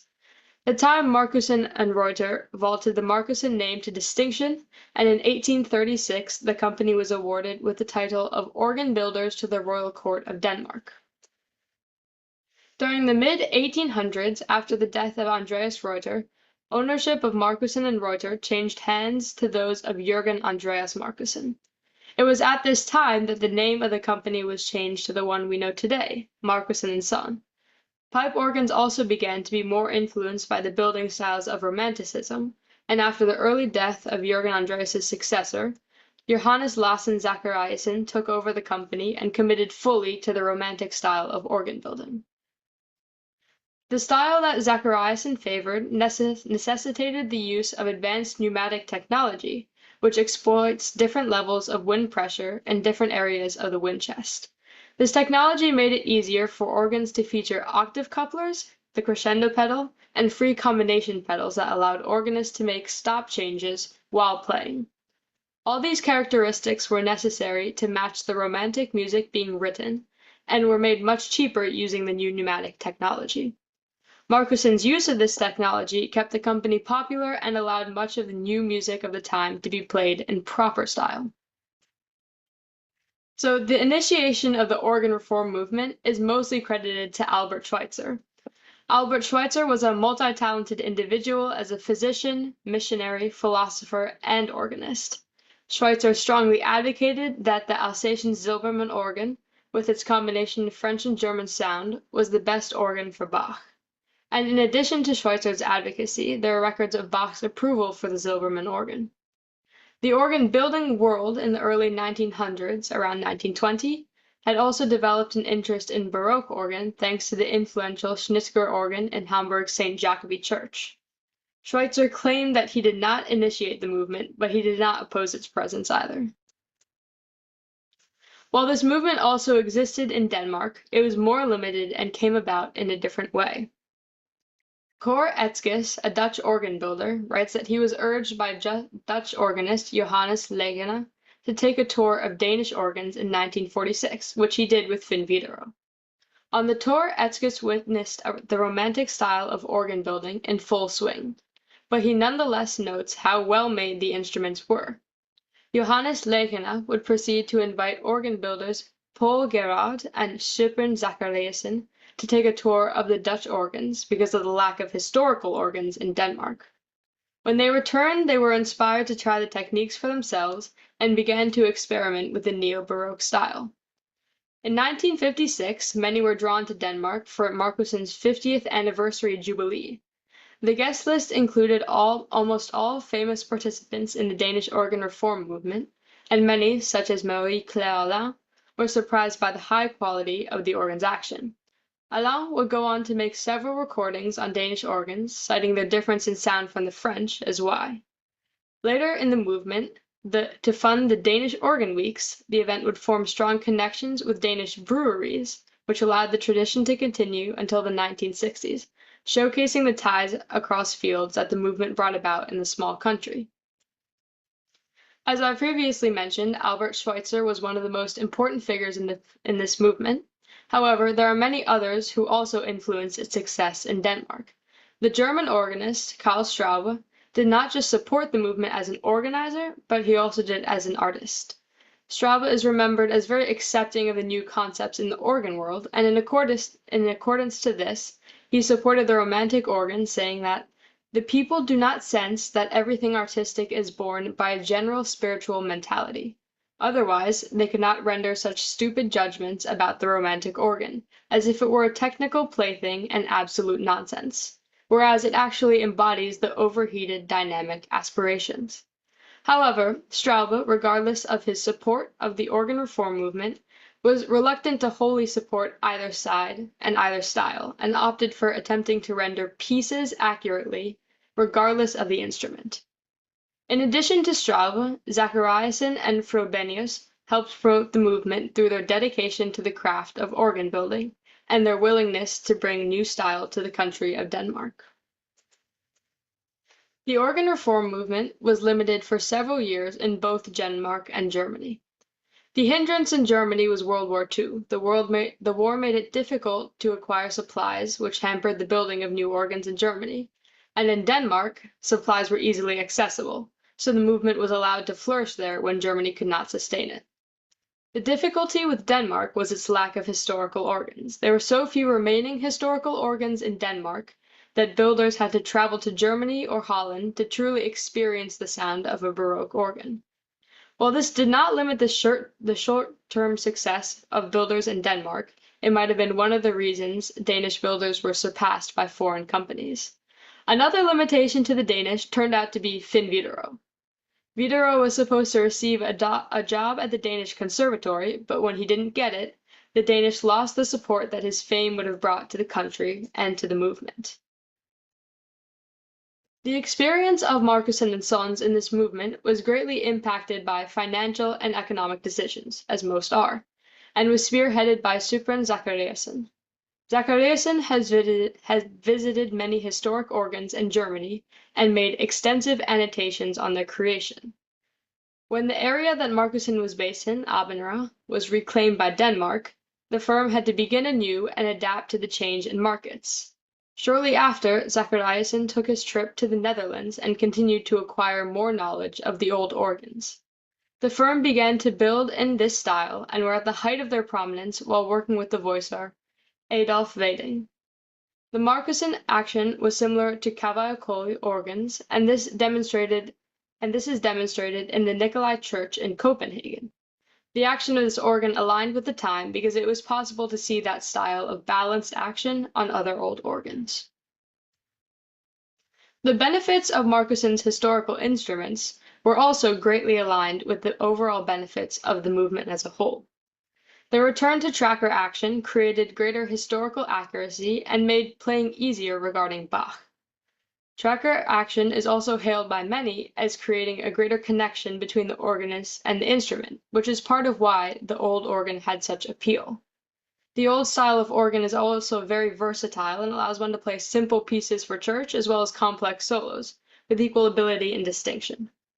Having played a few historical organs, such as the one pictured above, located in St. Bavelkirk in Haarlem, I can attest to all of these benefits, though I would add that the style of church has evolved, so an old-style organ might not sound accurate simply because of acoustics. A notable Marcussen organ, which is based off Baroque style, is located in Frederiksborg Palace Chapel in Hillerød, Denmark. After a fire burned down the old organ in 1859, Marcussen began work on the new one. The organ was completed in 1864 and consisted of 25 stops distributed over the grate, chorale prelude division, and a pedal. The organ had a traditional classic action and was designed for the playing of early Romantic music. The organ was supplied wind by 6 box bellows, and in 1994, Frobenius and Sons enlarged the organ. The changes to the organ paved the way for even more massive alterations, which were carried out by Paul Gerard Andersen. The chapel had called for a larger organ to allow for more concerts, and because of this, the Marcussen organ was pushed to the back of the facade to make way for a new instrument. Fortunately, in 2002, the old organ was completely restored and recreated by Marcussen. The original Marcussen organ was not able to be moved from behind the Andersen organ, and because of this, the old wind system containing 6 box bellows was not able to be reinstated.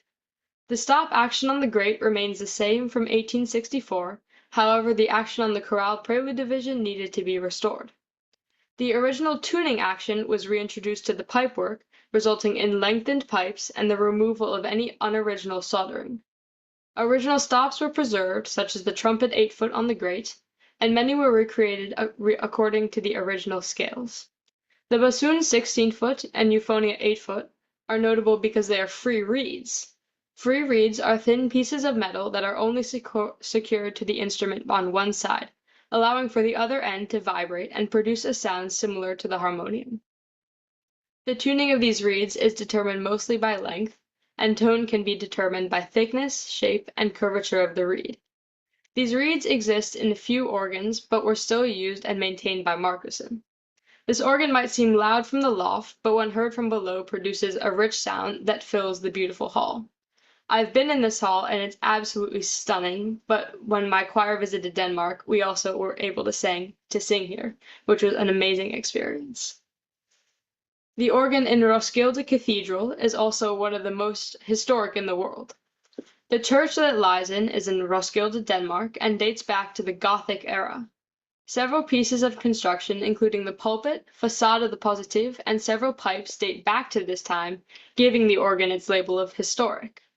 The history of this organ begins with Dutchman Herman Raphaelus Rotestein-Pock, who decided to build a new organ for the church in 1554. This organ stood until 1611 when it was rebuilt by Nicholas Maas. It was not until 1654 that the organ was rebuilt again by Gregor Mulisch and Peter Botz. This rebuild resulted in the addition of Baroque decorations to the facade and a small upper positive. The majority of current historical pipes also date back to this rebuild, with the entire facade being pipes from this year. Unfortunately, the casing of the Hauptwerk and pedal were altered in such a manner that the pedal was removed from the case and re-erected behind the organ. It was also during this time that Reuter discovered the tuning slot, which had a significant impact. The organ remained undisturbed until significant tonal and technical problems were discovered by Cor Etzkes in the 1980s. These findings and the large number of old pipes led to the recreation of a classical Danish organ by Marcussen. Aided by their extensive archives, the organ was placed on the original floor level and had its cases reconstructed. Marcussen, as accurately as possible, replicated the pipe scales, alloys, and methods of construction according to old models, and they even used the old rook-positive chest as a model for the bellows. This organ is a perfect example of the importance of having a knowledge of historical instruments when carrying out a rebuild. The influence of Marcussen and the organ reform movement had many widespread effects. The firm was able to pioneer the movement within Denmark thanks to its archives and Zachariason's annotations, and the new style allowed for attention to be drawn to the world-class organs in Denmark. The movement also allowed for technological advances such as reed shallots, the slider chest, and the centrifugal fan blower. However, the movement also spread to America and created a new brand of the American organ. Interest in building old instruments did not just end in Europe, and the picture shown above is proof. Some of the most beautiful organs I've played have been at places like Rice University and Eastman School for Music, where the organs are not old, but are so well researched that they compare with the likes of the organ at St. Babakirk. Thank you so much for listening to my presentation, and thank you so much to the organizer of this conference. I really enjoyed the presentation that I've heard, and it's definitely inspiring me to continue doing my research. And if anyone listening would be further interested in collaborating with me, particularly to publish some work about this, I'd really love that. And in the meantime, I'd be happy to answer any questions or discussions. Thank you so much. That was awesome. That was so cool to learn about all that all. Where is your church located at that you have this organ at? Oh, I live in Morristown, New Jersey, so it's the First Presbyterian Church of Morristown. Great. And when you were researching this, was there anything that came up that you thought was surprising or not what you would have guessed it would have been? I think I was very much surprised by how much effect Marcussen had. I went into the research kind of thinking that Marcussen was a very small or niche company, but kind of seeing the effect that it had and the people it got to work with was very interesting to me. That is very cool. And when you were kind of exploring those different aspects and finding all those different connections, do you think that us as other organists, being able to look into our own organs and kind of research that history, what value do you find in that? I think it's a very important thing personally when I go to like a pipe organ experience or a summer program. I'm surrounded by people who love the instrument and they always seem to know, I feel like they always know so much more than me about whatever instrument we're playing. And I think that kind of motivated me to kind of start learning about things. And even like exploring your own instrument is a perfect way to start that because you actually have a perspective on that and you have a certain level of investment in the work that you're doing. Yeah, cool. Does anybody else have any other questions here? You can pop them in the chat. We got one from Daniel. It says, what is your favorite part about these types of organs? Is it the sound? Is it something more mechanical, something with the touch? I think my favorite part has to be the simplicity of the organ. I think when I play, when I first started playing the organ 4 years ago, I didn't know what any stops meant. I didn't understand anything. So I would just pull out random stops and I couldn't actually seem to make something that sounded bad. And I think it's honestly an amazing thing having played more organs now, of course, that I can just pick anything and almost everything will work out. That is really significant because I know that some instruments you pull things out and you go, oh, that's not exactly what I wanted that to be like. So that's really great. Andrew also just commented that he really also enjoys researching the 20th century organ reform. So that's really awesome. Where do you see this research kind of taking you next? I definitely like to do some writing about this. I think this presentation started as a little bit of writing, but I'd like to continue that and maybe publish some of that. Yeah, absolutely. And I'll invite you, as well as any of the other presenters here. You are always welcome to write for TAO, for the AGO. I can send you all the information, and this goes for anybody in the Young Organists that would be interested in this. It's great to get it published in the magazine. You get a little bit of experience in being able to work with an editor to get feedback about that, about how it's going to look. And then when it's published, it's really great because then you can share that with other AGO members through the TAO and it being online. So I definitely encourage you to do that because it sounds like that's right where you are. Yeah, thank you. Great. Another question. Are there any other organ builders that you're interested in researching? Well, from this research, I learned a little bit about the Zilberman organ, so I think that would be interesting, as well as Cavallo because they had so much influence on other builders. I think starting large and then maybe going more niche again would be probably what I would be interested in doing. Well, that's really great, especially being able to pull in other things that you've been researching. Well, awesome. This was really great. Thank you so much for presenting. Thank you for having me. Yeah. And if anybody has any questions, throughout, feel free to do that. Oh, sorry, we just got one more. If I want to start my own organ research, where should I start? I started with the website. I went to the Marcussen website. It is a very great website. They have the entire history written out in a little bit of detail. And I think you just kind of start from there. You basically have to draft like a rough sketch paragraph. And then I would go through the paragraph and I'd say, what do I not know in this paragraph? And I just kind of look up individual things that I came across. And you basically have to you can start by basing it off of what you've seen written, but then you start asking your own questions about, oh, what am I writing? And it also will drive you to have more topics of research and be more interested in other things as well. That's really cool. And that's really great advice because I think starting research is always the most intimidating part of Yeah. it because you don't know where you're starting. But that's Mhm. really great how you just suggested to kind of break it down and look up those individual pieces. So awesome. All right. So we're going to switch over now to our next one a little bit early here, if that's all right with you, Brett. I'm ready. So awesome. So I recommend everybody again, speaker mode will be great for this as we share some things. And this is also another thanks to our sponsor for this event. So go ahead and take it away.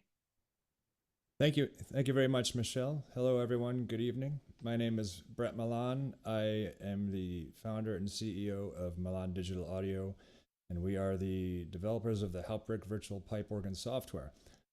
Very happy to be here tonight presenting and sponsoring the AGYO virtual conference. So we're going to have some fun tonight. We're going to go through the software and we're going to focus tonight on a few things, just a few little topics because we have only 30 minutes. We're going to talk about some of the aspects that Hauptwerk can be used for as an educational tool. And it's actually quite interesting listening to what Layla was just saying about how she's learning all these things with the organs that she never knew before.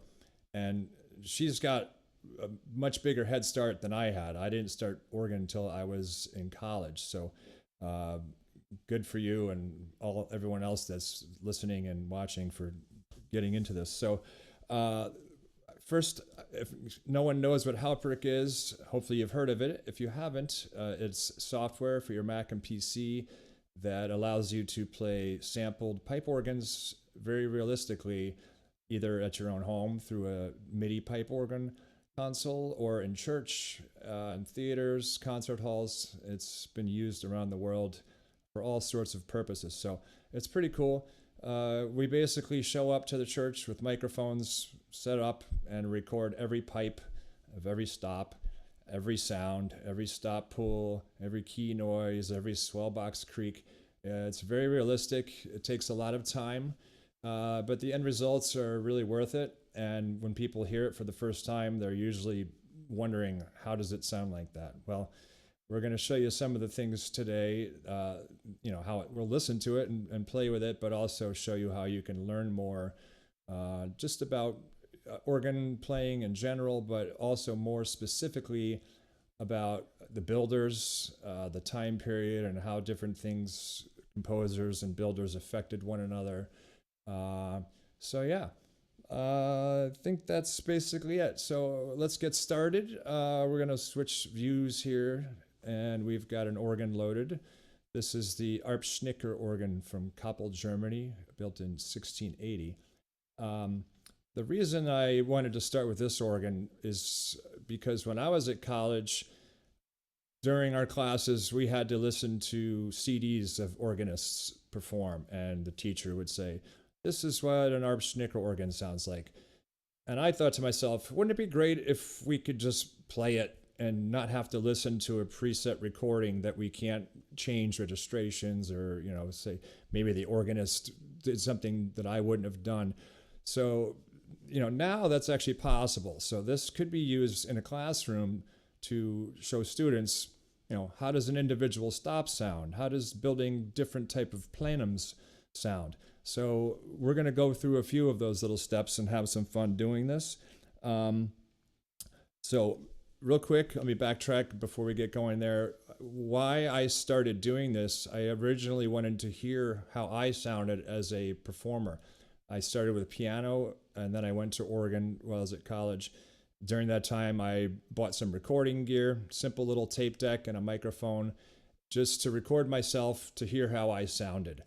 Because if you think about when you hear a recording of your voice played back later, you're like, oh, that's how I sound? I didn't realize I sounded like that. And I feel it's the same with music. When you're playing, it's in your head, you're doing it live. It could be slightly different than when you listen to a recorded playback later. So one of the really cool functions of Hauptwerk is the built-in recording option. So we're just going to do a quick little recording here of myself playing, and I don't really practice too much anymore. Unfortunately, I just don't have the time for it, so excuse any mistakes. So I'm just going to, let me pull a couple stops here first. Hopefully everyone can hear all that, the stop noises coming out. And we're going to hit record. And I'm going to play a little ditty. Oh, my stops went away.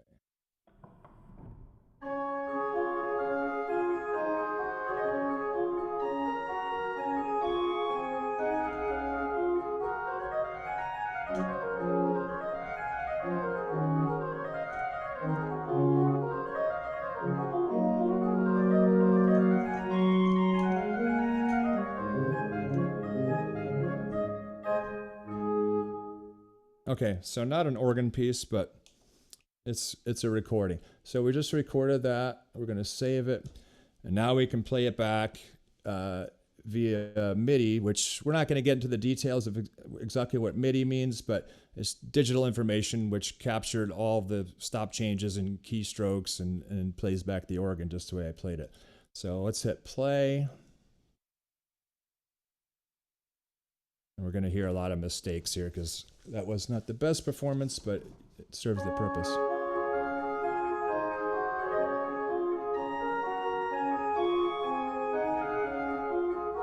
So, okay, there's no sense of listening to it at full speed. What we can do is change the tempo and play it a little bit slower, and then you're really going to hear where your articulations are going.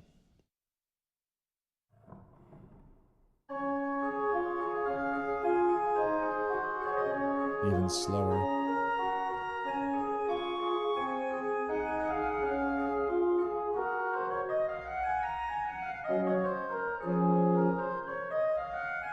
And this is how you should practice, slowly. I know everyone wants to get on that organ and perform like a concert, but you'll do yourself a favor practicing slow. Yeah, see, you can hear all sorts of two legato here, smush notes there, but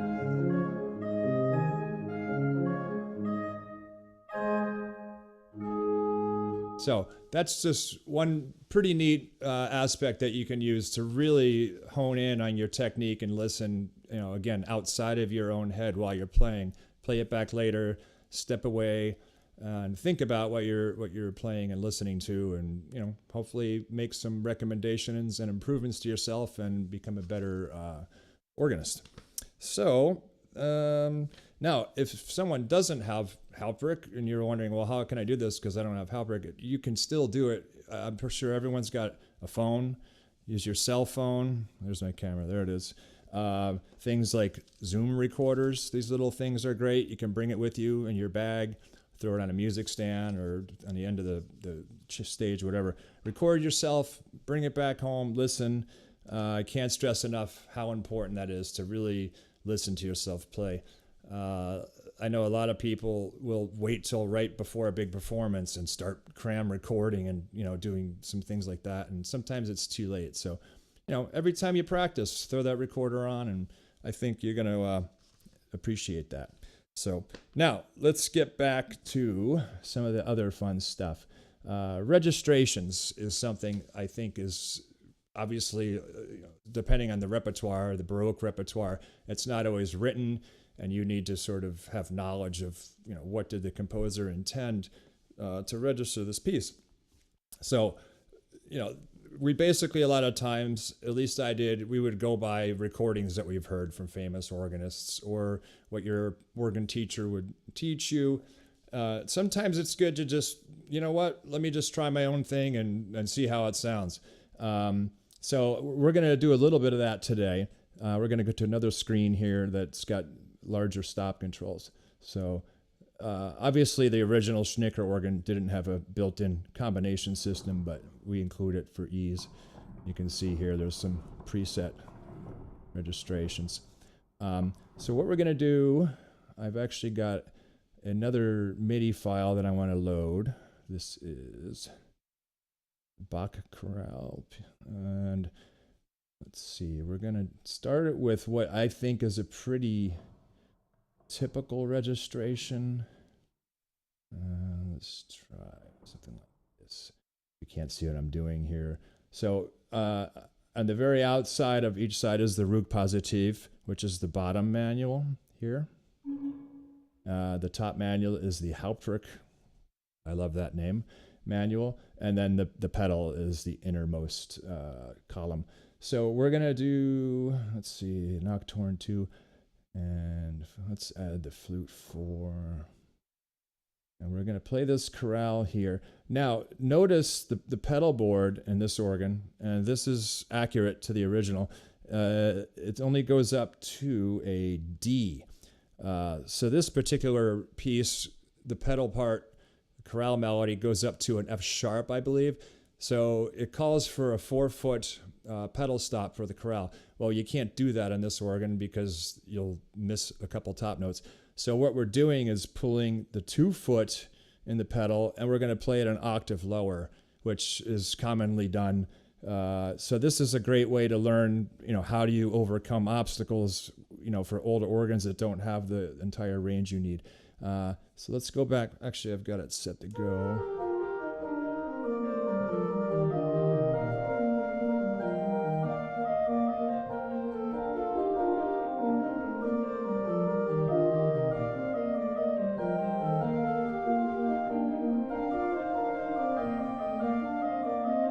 Now, I'm going to throw the 2-foot cornet on.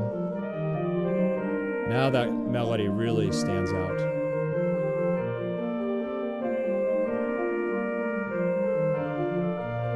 Now I'm going to couple the manuals.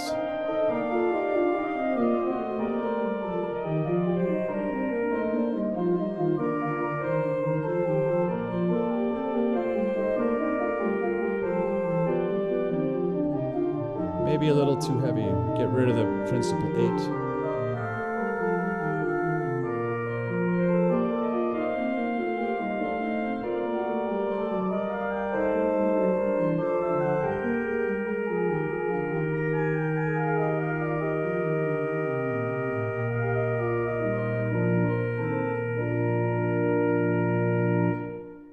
Beautiful, short little piece.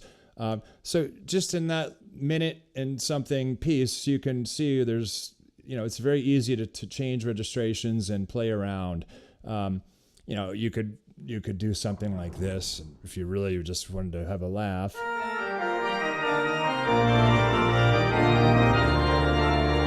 not saying that's what's intended, but you get to do these things with Hauptwerk. So this is just, for me, I wish I could have had this when I was at college, and for learning, or the teacher could have had it to teach me. So if there's any teachers out there listening right now, or you students, tell your teachers, say, hey, this is something we could really learn from. I think they might be open to that. So let's see what else with this one. Yeah. Oh, another thing that we would talk about in organ class was the timbre of the individual stops. And it was all spoken by the teacher, and we're like, well, I don't really know what that's going to sound like. So as a quick little demo, principal 8 on the Hauptwerk, and we're just going to play some scales going up, and you can hear how this rank sounds. What's going on? Here we go.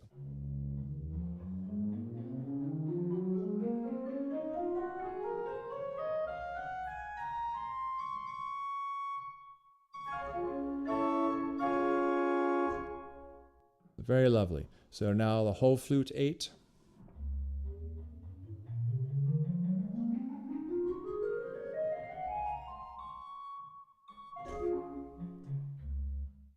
And, you can go through all the stops individual. Spitz flute 4.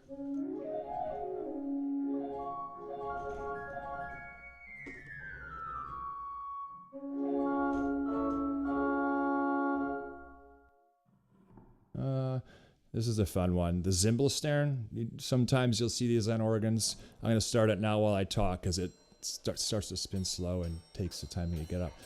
So like I said, we sample everything, and you really get to know what these organs are about. So pretty neat. Now I have one more demo I'd like to do with this organ, and then we're going to switch to a different instrument. Let's load the file. I believe it is this.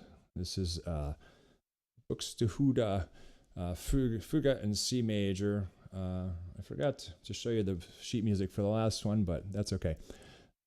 So now with this, I want to go over pitch and temperament. This is another great tool that Hauptwerk offers that you don't really, it's hard to know what the different temperaments are, because once an organ is tuned, it's usually equal temperament, at least mostly in the States here, and you just have to play with that. You're not going to go retune thousands of pipes for different repertoire for different temperaments. So here, all the organs have the option to come with what's called the original organ temperament, which is how it was recorded, but there's also a list of all these pre-included temperaments with Hauptwerk, and you can just click on one and it instantly loads. We're going to open this quarter comma mean tone, which goes over well in these North German Baroque organs, this Buxtehude fugue. Excuse me. Now you're going to hear these are famous for what's called the wolf tone. It's very dissonant if you play in key signatures that are not meant to be played in at this time. So let's play C major. Well, and you pull a stop. Very pure. The third is pure. Now, if you compare that to the original, it changes on the fly, so you can hear the pitch change. So it's very, very pure.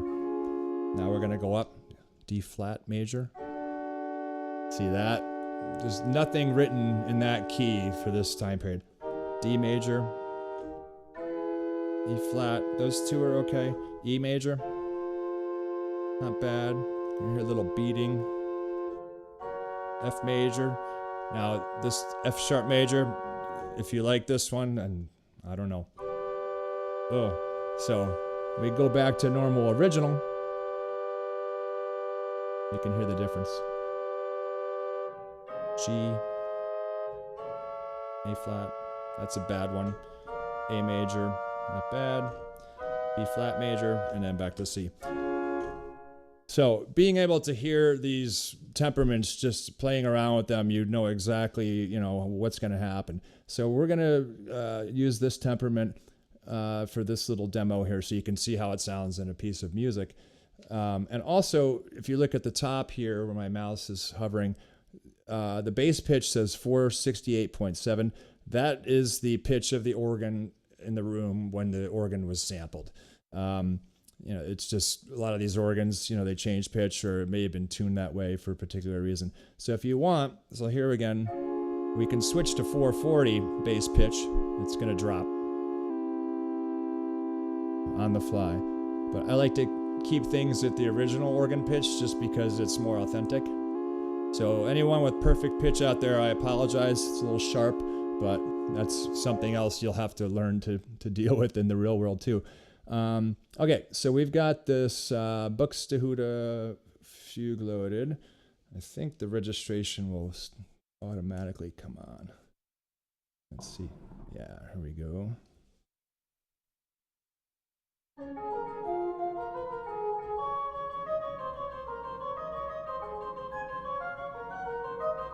And once we get the other voices, you'll start hearing the harmonies of the temperaments.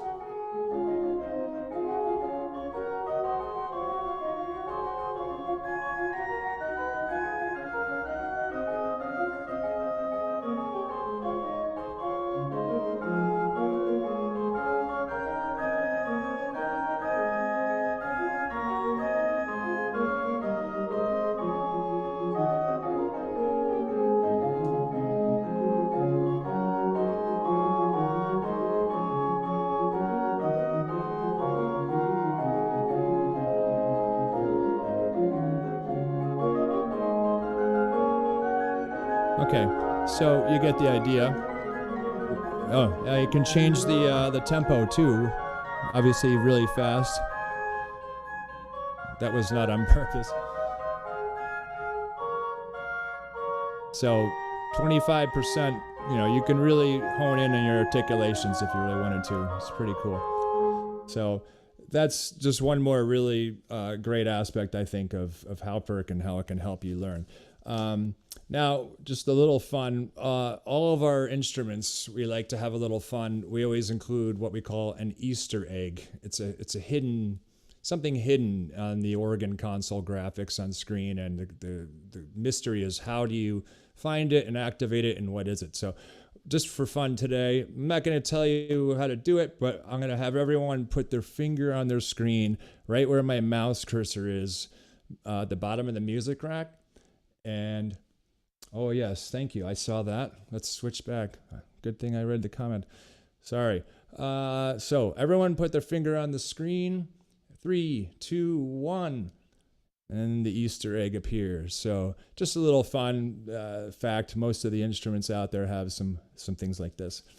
All right, so we're going to go away from Schnicker now.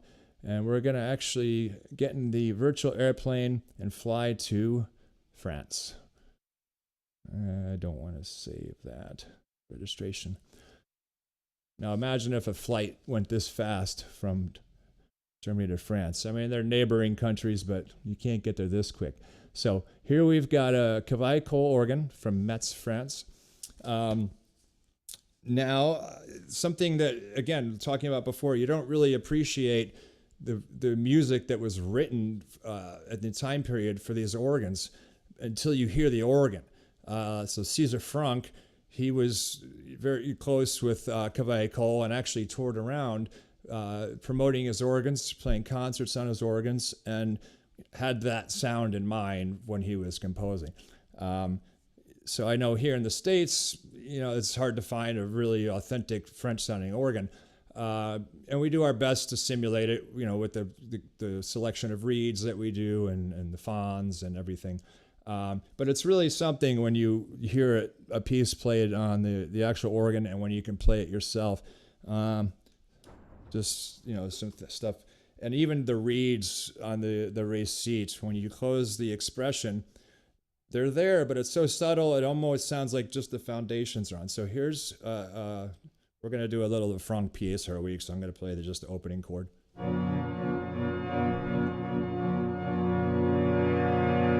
So you can hear open box, closed box.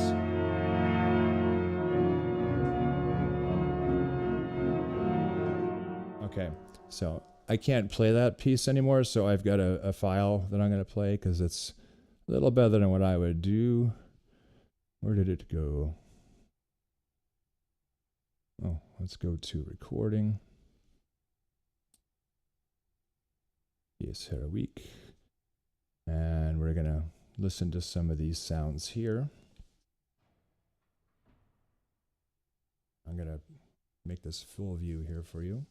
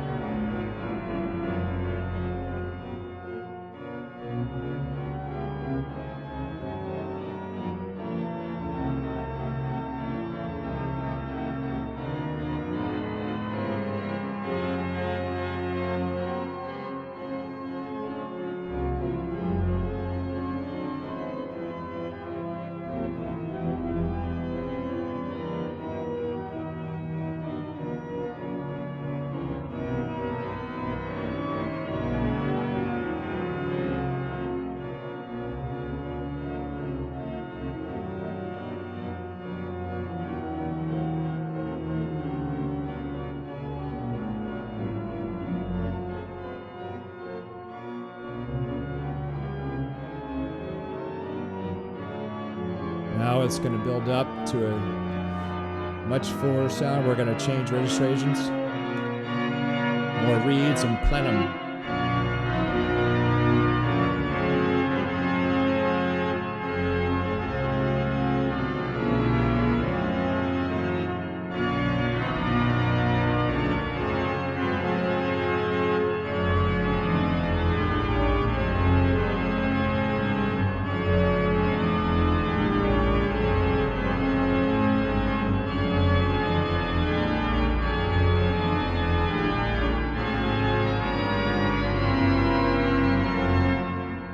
We'll cut it there.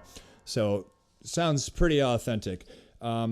Just in case anyone's wondering, I'm sitting here in my studio at home and I'm playing on just a single little MIDI keyboard.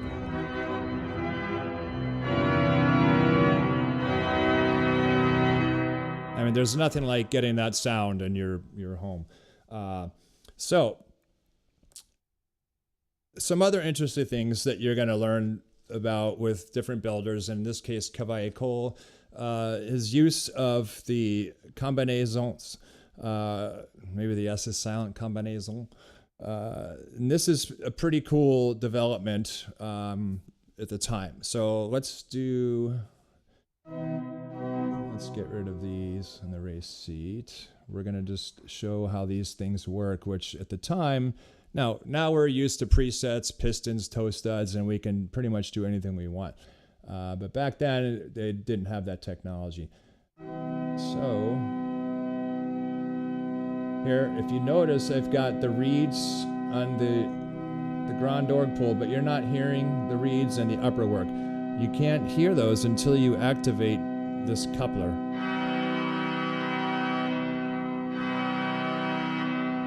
So this is great because you can basically preset registrations without them coming on, and when you're ready, you kick that foot pedal down or off and change your sounds. So really, really pretty neat.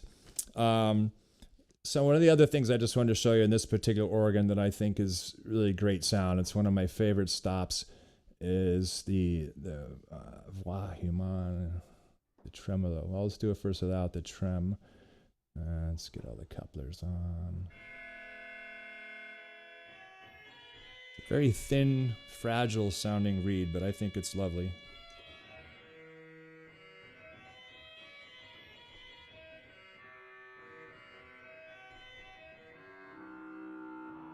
Now we'll add the tremulant.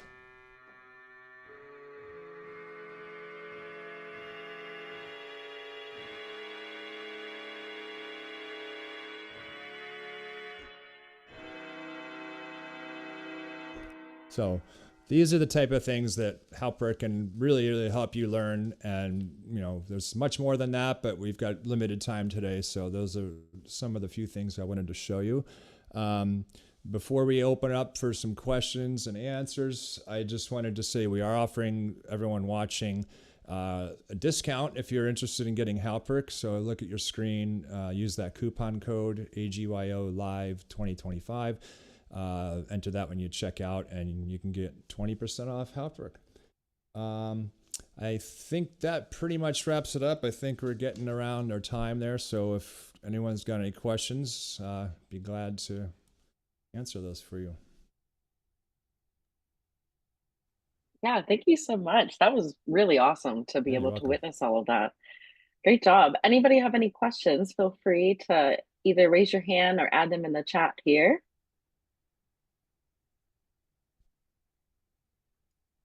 I know one of the questions I have is, how big is this library of different organs? Like, how many can you really experience with this? Yeah, there's a lot. There's developers for Hauptwerk around the world.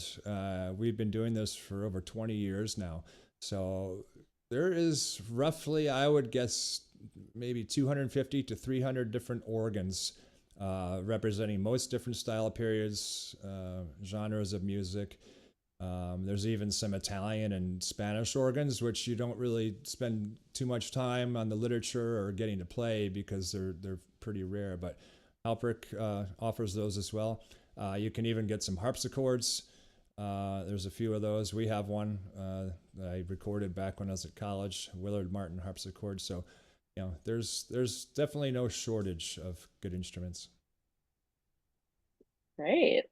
We have a question here that is from Bridget. What do you think is the most common usage of this? Education, personal use, etc. What do you think? Yeah, great question. I believe the most common use is for practice by organists at home. There's plenty of public installations, church installations, concert halls, theaters. But for home practice, it is, you know, that's the most popular use. It's actually been used in the movies too. There's a couple films out there. The first one it was used in is called Frankenweenie, if anyone's seen that, by Tim Burton. There's a couple scenes, a graveyard scene and a little fair scene where they play the organ, and it's one of ours, the Gottfried Silbermann organ in Germany. And then Interstellar is the other one with Hans Zimmer, where they used Salisbury Cathedral organ that we sampled for some of the movie, and they used real recordings of another English cathedral organ. So there's all ways to use it, but most of it is just for home practice. Great. We have another question here, which is, what are the best or more successful computers for this? Sure. Well, there's both Mac and Windows computers are great. It really depends on what you're familiar with and what you prefer user interface wise. I mean, current day computers, pretty much any of them are going to be suitable for Hauptwerk. What the ultimate thing that matters is you need to figure out which organs you're going to want to play. You know, if you ultimately think you're going to have really large cathedral organs with long reverb, then you're going to want a more powerful computer with more processor power, more RAM memory, just to handle that. But these little demos I did today, I did on a MacBook Pro laptop. It's a few years old, but it's not anything maxed out, and it handles everything just fine. Hauptwerk is always updated when we offer updates to be compatible with the latest hardware and optimized so things run fast and smoothly. So, and we have tech support on call here. So if you ever have a question about getting a computer, just go to our website at hauptwerk.com, click the support menu, and you can drop us an email. We'll be happy to help you configure a computer. Great. I have a question as well. Being that you're so immersed in this, what do you find to be your favorite part of all of this? What do you find to be the most engaging piece of this technology? Yeah, that's actually another great question. And this is something that I've known for a long time. Um, it's when you go to record an organ, there's a lot of work involved. There's traveling, packing up your gear, flying, getting it set up, driving, and spending the time sampling the organ, which is in itself a little grueling at times. Then you got to bring it all back, get it on your computer, do the processing, the audio editing, the graphics, the programming, and that's a lot of work. Sometimes another year more of work. So to answer your question, once it's all done and you release the product for the customers, the public to use and buy, and they get their hands on it and they start making music and they're uploading demos and you hear it, it's for me a really great satisfying feeling to hear other people making music out of the work that we do just to bring them these sampled sounds. So the fact that we can inspire other people and help them practice and perform and get to know these organs that they may otherwise not get to, I think is a really satisfying feeling. Thank you for sharing that. We have another question here, which is, do you have any recommendations for Baroque Hauptwerk sample sets, such as Silverman, or what do you think? Yeah, there's definitely no shortage. There's a lot to choose from there. We ourselves, our company, have three. We've got two Gottfried Silbermann, we've got the Arpschnicker that we just listened to, and there's plenty of others out there from other producers. On our website, if under the Learn More heading up top, if you click on Instruments, we have a database. It probably doesn't have all the latest releases. We need to do some updates there, but you can sort by organ builder or developer, or time period, Baroque, and that's going to show you all the instruments that are available. So as far as recommending one, again, it really depends on your own personal preference. Music is pretty subjective, so you might listen to one recording or another and like the way it sounds better, or it's just the organ itself. Some of the recordings, the sampling that's done are a little closer to the pipes from certain people, and others are a little bit more distant and have more of the church acoustics. So that's a factor to keep in mind when you're shopping for an organ. If you're doing home practice, I would suggest something a little bit more present, like you're sitting under it so you can get a good feel and have, that immediate response from the pipes. So, but yeah. Great. All right. And one last question from, I think, for myself here, unless anybody else has anything that you'd like to add. You mentioned about using this as an educational resource. I know for some people, if they've never used anything of this sorts, it can be kind of intimidating to first start the process. So where would you recommend they start at to really kind of explore this and get involved in it? Yeah, well, the first thing would be, get on your computer, and we have a 2-week trial. You can download the software for free. Try it out, make sure everything works. Then you can get more involved. The basics of Hauptwerk are pretty simple. We have instructional guides and a user guide on how to set up your hardware, your keyboards, and your organ console to map it to the software to play it in real time. And it couldn't be more simple. We can actually go over that tomorrow's lecture. We'll have some time so we can talk about the setup there. But yeah, and the user manual is very thorough. And again, we have tech support here so we can answer questions via email. But the first step would be download it, install it, load it up. It comes with a free organ. It's an English romantic organ with 30 stops. So that's what the download size actually consists of. Hauptwerk itself is not that big, but it comes bundled with the organ. So you can get started right away playing around. And if you don't have a keyboard, you can use your mouse and click the keys, just to hear sounds and make sure everything's working. So I would suggest starting that way. Great. And I just see we got one more question in here. Sure. Oh, two more. Is there any function in the software to monitor the volume, such as to protect hearing health? Oh, sure. Yeah. Let's go back to the screen here. So if we go to our settings here under engine, the first thing you see is a volume control. And you can actually hook this up to your keyboards. Let's go back here. So I've got this slider here. So I go up and down. So I'm going to show you actually now what we just talked about. I right click on the control and I click auto detect. Then I move my control. I want to control it. I click done. Apparently I already had that mapped. Let's do this. Now I can do this. Oh, you can't see my screen. Sorry. Let's go back. So now, sorry, let's get back to this one. Now, so you can see my fingers controlling the volume up and down. So yeah, it's very simple. Then there's also the trim buttons for even further reduction if you need to do volume. Great. And last question here is, can you incorporate Hauptwerk into the pipe organ? Yes, for sure. And that's done very widely throughout the world. Hybrid organs or with another digital organ. Hauptwerk actually has lots of features in it to allow it to be used along with real pipe work. And probably one of the most fascinating things that it offers is temperature and humidity settings adjustments. We don't offer the hardware. It does require a separate hardware box that will monitor, the humidity and the temperature of the room, and that can actually be connected to the pitch function in Hauptwerk that we looked at earlier, and raise or lower the pitch depending on the external factors, and it should match real pipe work.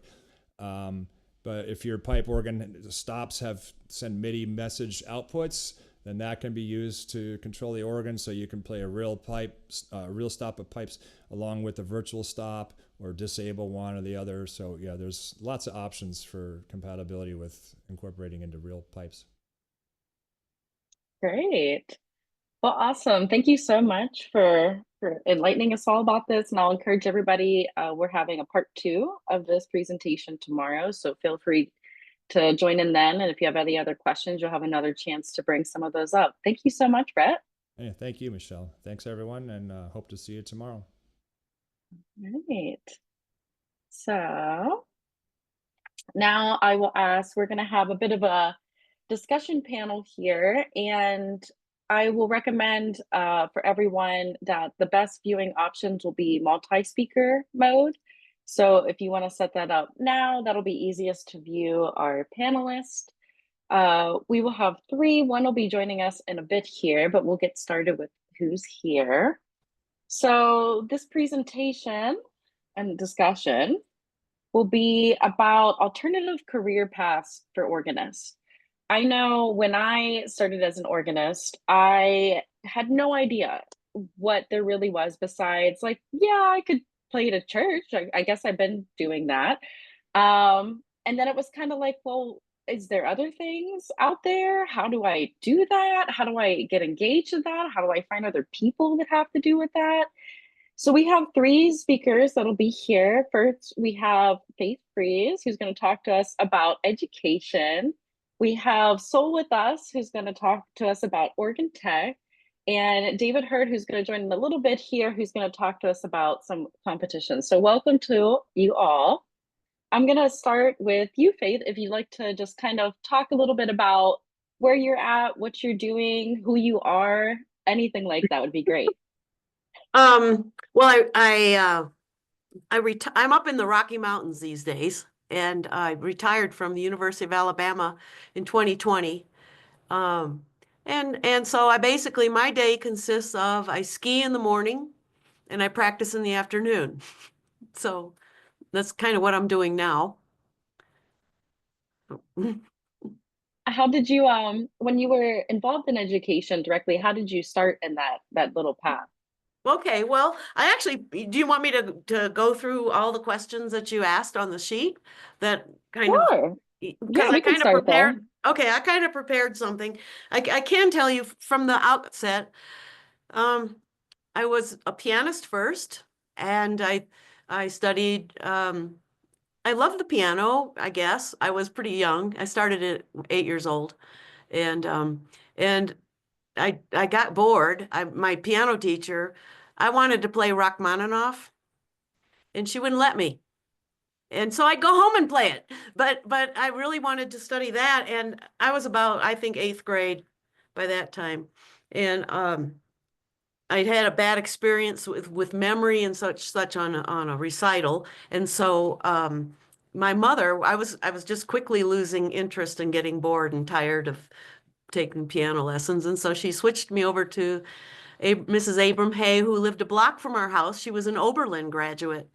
And this was back in the 60s. So, you know, it's been a while. But anyway, I never looked back. And that was, I learned on a Hammond B3 organ, you know, but practiced at our Lutheran church. And my parents bought me a Wurlitzer organ, a tube organ. It was just like, you know, you could practice at home in your pajamas. And so anyway, that's how I kind of got started. But my first degree was in home economics, which is really funny since I prefer that my husband cook. Anyway, so I did prepare, you know, you asked some questions about education, performance, and pedagogy. And one of the roles of pedagogy, or the method of teaching, is to create a healthy keyboard technique from the beginning. I don't know how many students I've had to rework their technique because they had a terrible teacher that let them play like this, you know. It was just tendonitis waiting to happen. And a good piano technique in the early years really aids in a healthy organ technique. And a healthy pedal technique is just as important. A good method of teaching helps the student create good habits and helps the student express him or herself musically. The teacher serves as an example, hopefully, when they play. And that also they also teach, their teaching serves as an example too. And what I guess I'm trying to say is that a poor technique gets in the way of making beautiful music. Curriculum development, you asked about that. In organ pedagogy, that should include evaluation of various manual and pedal method books. My students at UA had to go through like 30 of them and evaluate them and the strengths and the weaknesses. They would do practice teaching. I'd give them, you know, students to practice teach, and I would observe and evaluate those. They would evaluate me teaching and observe and write up, you know, little reviews. There's also an evaluation of the repertoire that's appropriate for various levels of students. Oh, and one of my favorite things is making sure that teaching how to play hymns is on the curriculum. I remember an Indiana University student, she got the PC, the performer's certificate. And I had her come and play at the church. She was subbing for me and she could not play a hymn. I thought that was pretty sad. So I kept asking her back so she'd learn. And the last thing is technique, technique, technique. I have a saying that my students know, and I was just talking to Christopher Henley yesterday, and he ripped this right off. He goes, this is my little quote, you're welcome to borrow it. Technique is a straitjacket that sets you free. It will definitely free you up to play absolutely anything. I believe it. If you, of course, you got to practice. Then you asked about recruitment and retention. So of course we got the POEs, the pedals, pipes, and pizza. We've all gone to them. We've all either staffed them or we've gone to them as students, whatever. And those are really helpful to recruit. One of the best ways, of course, you probably have all done this, if you play in church and you invite little children to come up, and if they take piano, they can put their piano piece on the organ. This is after church, not during. But they'll play, and if they don't have a piano piece, put the chimes on, and they really think that's cool, you know. Or you put the pedals on and they'll kind of walk on them a little bit, but they're so little they won't hurt the pedals. Retention you asked about. Kind of I learned from my, you know, that Rachmaninoff story. If a student wishes to play a piece that might not be quite within their capability, I always try to help them get through it and nurture that desire, that dream to be able to play a particular piece. Or I talk to the students and I ask them what their goals are. Sometimes, you know, what I'm giving them is not what they expect or need, or, you know, so sometimes that's helpful too, to keep them interested in that fashion. Then let's see, organ performance.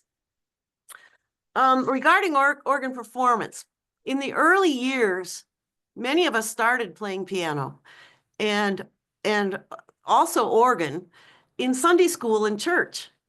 And I mean, I'm talking, when I started, I think I was 4th grade playing piano in Sunday school. And I had to sight read. They would holler out the little numbers of the little book that they were using, and I had to sight read it. Well, that's a skill. That's your bread and butter if you can sight read. And then I started playing in church. I think that those are ways that are non-threatening and help students become accustomed to public performance in the early days. In college, of course, we always have a weekly studio performance class, and that should be offered, and students will then play and prepare their pieces to play in that class in front of their colleagues. Students in school, in college, I think they should always be assigned to rehearse and perform collaboratively with other musicians, ensembles, orchestra, and contemporary music ensembles, whatever, and just work collaboratively. I think it's very healthy. And it's a whole other ballpark when you're not in the practice room by your little self, but you're with a group. It's another whole thing. And I'm going to say this twice, because I know everybody, I told my mom, I said, when I was in high school, I just want to play the organ. I don't want to, you know, I don't want to do anything else. And she just laughed. And so I'm going to say this. It must be said at this point that making a career solely out of organ performance is rare. Once out of school, you need to pay the monthly bills. And a regular paycheck is the best way to do this. So you should make yourself as marketable as possible. Now, let me say that again. It must be said at this point that making a career solely out of organ performance is rare. You need that regular paycheck to pay the monthly bills. So make yourself marketable. For instance, at Indiana University, my alma mater, with my master's in organ performance, I also had to have a minor in music history, a minor in choral conducting. And I thought, I'm never going to use this, of course. But, you know, I did it because it was required. For my doctorate, I had a double major of organ performance and church music, and another minor in choral conducting, and another minor in music history. And man, I thought, I'll never use those minors, but I did. You find that when you teach, when you start off teaching, if you go into academia, you're going to start off generally at a little school, nothing too big, because you haven't established yourself, you haven't got a name for yourself. And you'll find that you'll be chief cook and bottle washer. More than likely, you'll begin your careers like I did at my first real full-time was Concordia University in Austin, Texas, which is a small Lutheran college. And I was hired as the organ professor. Great, except for I was teaching organ literature courses, music theory, music history, and I was the director of the 110 voice audition to Austin Children's Choir that traveled to England to sing in Canterbury. Okay, so organ performance, and yet I was keeping my concert career going. I was still practicing, but I had to do all these other things. And then from Concordia, I moved to become the organist and director of music at Collingwood Presbyterian Church in Toledo, Ohio. I grew the choirs from one sanctuary choir to 2 graded children's choirs, a handbell choir, an orchestra, and I founded and directed the Faith and Performing Arts series. And I'll tell you more about that in a second. And then from Toledo, they did that for about 5 years. Then I went in 2003 to the Alabama School of Music, University of Alabama. I developed a church music undergraduate and graduate curriculum. That I presented to the Alabama State Board of Education because it was weird. I was in the Bible Belt, but they didn't want me making sure I wasn't teaching how to, I don't know, preach and do. I thought it was interesting. But so I had to get approval for that. Courses that I taught in the church music curriculum were hymnody, church music practicum, and clergy-musician relationships. And I taught the four, count them, organ lit classes. There were 4 of those, and organ pedagogy, as well as the weekly applied organ lessons. Now, so from Indiana University, where I had to do all, take all those minors and stuff, I'm doing a lot more than just playing the organ. And yet I was still concertizing too. My whole point for explaining my life journey is to say a person never really knows where she or he may end up. Be prepared, make yourself marketable. Back to Toledo, I wanted to just tell you a little bit about that. The Faith and Performing Arts series. Collingwood Presbyterian Church had a history. It was built in 1920s by a pastor who had a great vision. His name was R. Lincoln Long, and he wanted to make the church a cultural and religious center, and it's still located in the largest historical district east of the Mississippi River. It's called the Old West End. So you know it, right? Yeah, they have a Holt camp. It's kind of nasty, but whatever. Anyway, and it takes up an entire city block. It's huge. And what R. Lincoln Long did, he put the sanctuary at one end of the block. Then you had all the offices and everything. That was on the 2nd floor. And on the 2nd floor, the other end, you had a huge theater, 609-seat theater. And it was a full working stage. And with the, I don't know what kind of lights those are, those big ones, the big stage lights. And you'd had to have a crew to work that stuff. It was kind of an amazing thing.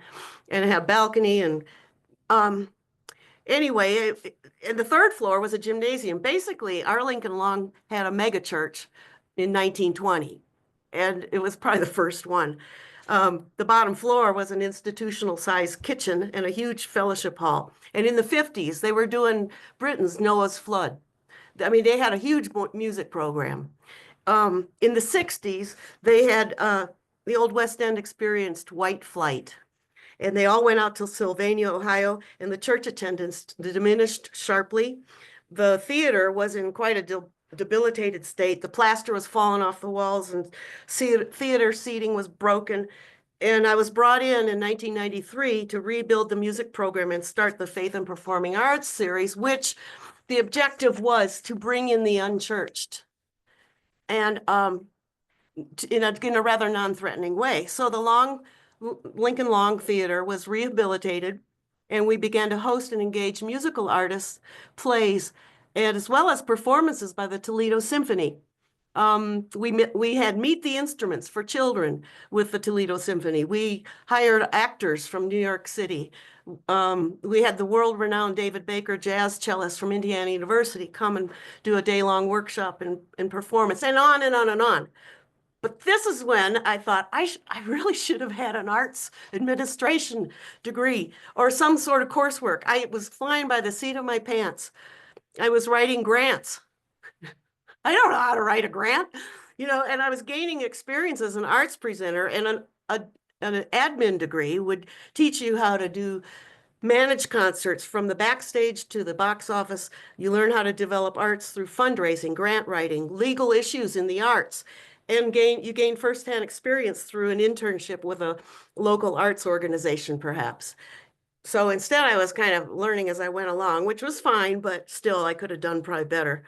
And I think there's a lot of churches out there that are actually kind of in the same boat. They have the type of facilities that can engage this sort of a program and this sort of outreach. And you might end up with a job like that it's a ministry. And your heart has to be in it. Again, the other thing I'll just touch on it is an alternative career path could be teacher certification, and you can get a secondary in organ. So you could teach at a lot of my students would do that at UA. So there's that. Again, a person really never knows where he or she will end up. Career-wise, be marketable, widen your parameters of preparation. Always, as the Girl Scout motto says, always be prepared. There you go. Thank you so much, Faye. Yeah. Thanks for that. Sure. That was great. All right, so we're going to head over to Sol now to hear a little bit more about organ tech. And at the end of this, we'll also be asking some questions to all 3 of you. So switching over to Sol. All right, thank you so much. And hello, everyone. My name is Sol Rosado, and I like to, as some of my colleagues know, self-describe as a hot mess express of the organ world. Before I begin, a slight bit of background about me. My bachelor's is in two bachelors are in viola performance and organ performance from the University of Oklahoma. I did not start out in either of those majors, but here we are. Master's in organ from the Cleveland Institute of Music with Todd Wilson. I've been full-time as an organ technician, equivalent of about 9 years now, which is terrifying to think of. Church musician on and off for most of it. Right now, I work for the Muller Pipe Organ Company. We are outside of Columbus, Ohio, in a small town called Croton. Been with them for about 4 years now. Prior to that, I was in a shop, did sort of our residency or internship with Bill Seluzniak in Western Massachusetts. Before that, I was in Norman, Oklahoma with John Reister, the Red River Pipe Organ Company. So sort of all over the place, but some really cool people, really cool spots along the way. Whenever I do a presentation of any sort, I also like to give I call it my secondary bio, which is usually, if I'm doing a PowerPoint, it's usually on the next slide. And the secondary bio that I like to give is when I started in organ tech, I had no idea how to use a drill or an impact driver or a screwdriver or any power tools. I failed piano not once, not twice, but 3 times. I got the only D on my transcript was a class called The History and Fundamentals of Pipe Organ Construction and Design. So all this to say, as Faith, you were saying a second ago, thank God for wonderful and patient teachers. Because I would not be where I am today if it weren't for my teachers. And teachers in all the sense of education. So a little bit about just organ tech in general. Similar to education and basically a lot of other aspects of this industry, the organ tech field in and of itself is incredibly just, I would say, like professionally unique, interesting, diverse. A lot of shops, basically each shop is different in terms of its size, in terms of its scope of work, in terms of who works there and what they focus on. The shop I currently work in at Muller, I would say we're split about 50-50 in terms of service work and either new constructions, restorations, rebuild work, that sort of stuff. So when I'm in the shop, I serve as Muller's lead voicer. So I basically work with the pipe work, either new or restored, to determine basically what an instrument's going to sound like. And when I'm out of the shop, I run a team of service technicians. My colleagues are woodworkers. They are business managers. They work on re-leathering. They work on engineering. They are so cool. In terms of a career in organ tech in particular, the cool thing about it is based off of your interests and your skill sets and what you want to learn, or where you want to live is another big thing. You can basically make it look the way you want it to look. So I have a part-time church job right now as well because I wanted to stay involved in church music. And for example, my job does not have a weekly choir rehearsal. I basically just show up on Sundays and play. And I would basically give anything for my congregation of about 75 people in a town outside of Cleveland.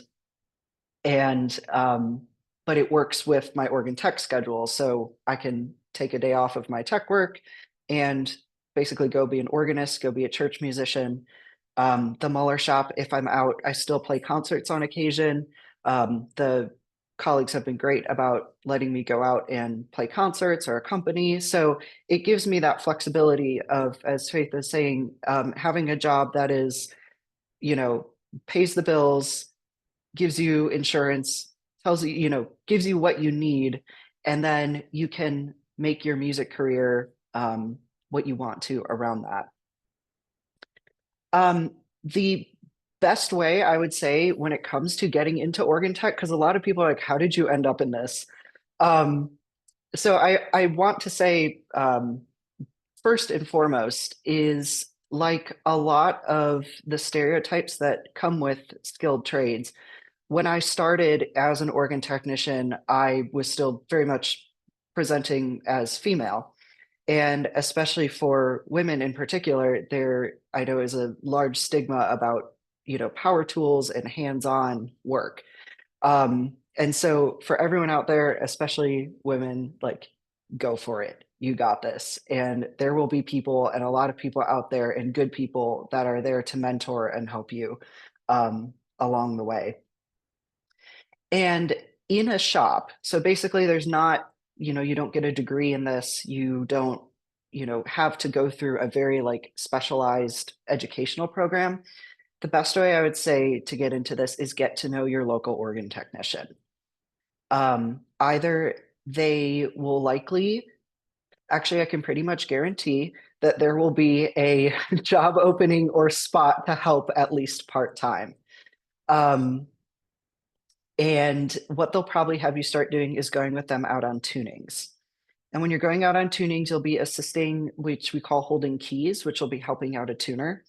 And from there, you basically just sort of set sail. You can continue in service work, you can move to other shops, you can stay in the same shop, and a good, honest technician will want to develop your skill set and help you grow. With that said, and I know I have a time crunch, but then I'm always, that's something I'll also add, is that at the end, I know there will be questions. Also, you know where I work, so you know how to get a hold of me if you have any other questions about that. There are basically a ton of different areas. So if you're in a shop, you can focus on like the design and construction aspect of the instrument. So I, in particular, when I was studying organ, I loved orchestral transcriptions. I loved the symphonic organ. I loved playing theater organ rep. And so sort of my design scope tends to be based around that, but we also work and build instruments in a variety of styles. This is why your organ literature classes are important. Maintenance and tuning. This is probably the area I am most passionate about. And my particular sort of passion in this area is outreach to churches and small congregations, and especially rural settings, to help maintain and preserve the instrument that they have the best possible, especially with limited funds. So it's an area of research that I'm currently working in, and I'll go out and give presentations to local AGO chapters and local clergy, buildings and grounds managers, basically committee members, talking about how to maintain their instrument, and historical organ preservation. So some shops specialize in historic restoration of instruments of a certain style. So if that's something that is appealing or caters to in particular, that is totally a route you can go as well.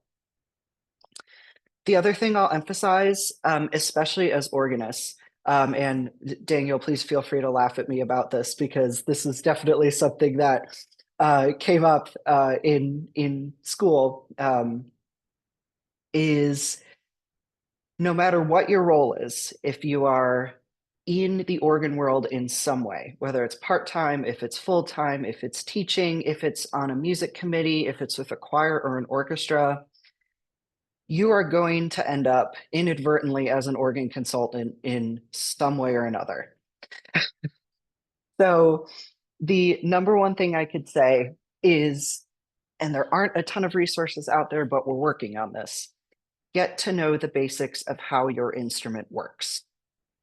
Get to know where stuff is, get to know what the parts are, get to know who the previous technicians and manufacturers are. And the other thing I could basically add, especially as a service person, is when you're consulting places for major work on the organ, get multiple bids, and a good, honest technician will always be willing and want to answer your questions. So no matter who you are or in which area, if you have a technician that is available to say, oh, this is why we're doing this, or this is why we use this method, or how can we work with you to work on this specific, design or your church's needs or something, they will always be available to answer your questions. So I can talk more about this in the Q&A section because I know there's going to be a lot of specifics, but when it comes to organ tech, get to know your local people, and basically there's no wrong way to do it. So. Thank you. That was awesome. Now I'll switch over to David Hurd for another perspective about another type of career path. Good evening. I apologize for being late to get in. I had a little argument with my computer, but it finally let me through. And so here I am. Much of what I have to say will have echoes, I think, of what you heard from Faith to a great degree, because this whole idea of being diverse, of having a broad range of skills, is really quite key to this field. I'm amused by the title, Alternative Career Paths for Organists. And the question I raised would be, alternative to what? It seems to me that to some degree, they're all are alternatives, and that is what comprises the field.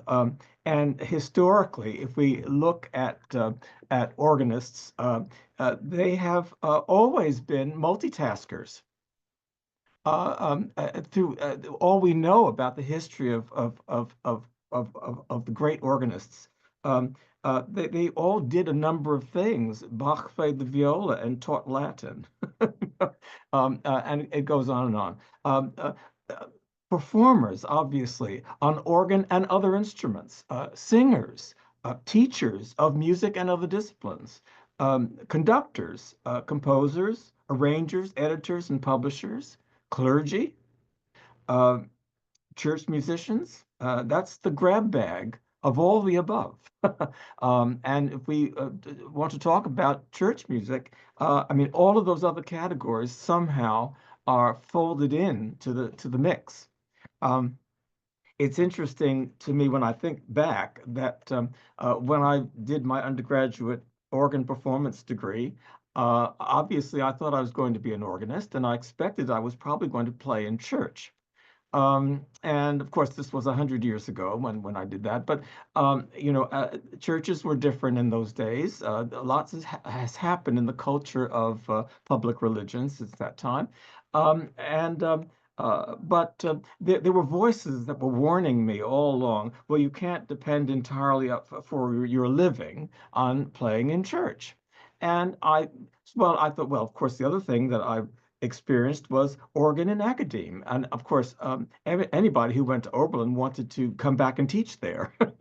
So I kind of thought, well, obviously I want to teach someplace. So I'll be in a church, and I'll be in a school, and I'll play recitals, and very neat. But somehow doing an undergraduate performance degree doesn't necessarily take into account all the things that go into even those things, because there are all sorts of auxiliary skills and sensitivities and opportunities for musical growth and for enjoyment, as well as making money along the way. And so taking the sacred music aspect of things, sacred music direction. Well, I have to admit that I have never been a temple organist. I have never had a regular position in a Jewish synagogue. I've played lots of funerals at Temple Emmanuel in New York because I was free on Sundays a lot and at various points, and so I was very much in demand for Sunday funerals at Temple Emmanuel. But as far as Sabbath day services, I have not had that experience. I'm a cradle Episcopalian. And so I sort of grew up and was hardwired for a certain kind of church. And I have been kind of lucky in a way that in my career that has been a thread that has been very consistent. I have worked mostly in Episcopal churches. I taught for 39 years at what was at that time the flagship seminary of the Episcopal Church, General Theological Seminary in New York. And most priests spend 3 years in seminary. I spent 13 times 3 years in seminary and was never ordained. There you have it. But the point is that that experience was a very rich experience because I had the combination of academe and religion and church. And I'm very grateful for the amount of liturgical knowledge that I was able to glean from my colleagues, the amount of theology and liturgical knowledge that I had to acquire to do that work, which I never really quite planned. I had thought at some earlier time in my life going to seminary myself, but I didn't quite anticipate it was going to happen that way. And so again, the interesting thing is that sometimes we go to school and we get degrees and certified in certain skills, certain area, and that's how we self-identify. But in fact, as soon as we are out in the world, we craft our own jobs. We craft our own identities that by necessity take us beyond the definitions of what our major was on our degree certificate. And so it didn't occur to me that I would spend so much of my time and energy composing. But again, the church work at the time that I was drawn into working with Larry King at Trinity Church Wall Street, when prayer books were new and there were lots of new words that need to be set to music, and Larry and people like Calvin Hampton were across town, and they were writing new music for their congregations, and I thought, well, I can do that too, and so now. I'm sort of segueing into the composition part of my talk, and it was because I was always interested in writing music, and I was always interested in music theory. I was always interested in how pieces held together, and I was fortunate to have teachers in my early experience of piano lessons who taught me form and analysis, and the basis of sonata form, and taught me harmonies and the chord progressions, and had me analyzing and putting Roman numerals on my Clementi sonatinas, and it was really wonderful. And that some kids hate music theory. I had teachers who made it wonderful, and I loved it. And so it was a natural progression to go from analyzing music that existed already to wanting to construct my own. And so I made up tunes and I improvised. And long before I knew what that was, I would love to sit at the piano and play. And that was not particularly encouraged when I was an undergraduate. Now they teach improvisation in a lot of schools that didn't encourage it 50 years ago, but that's another topic.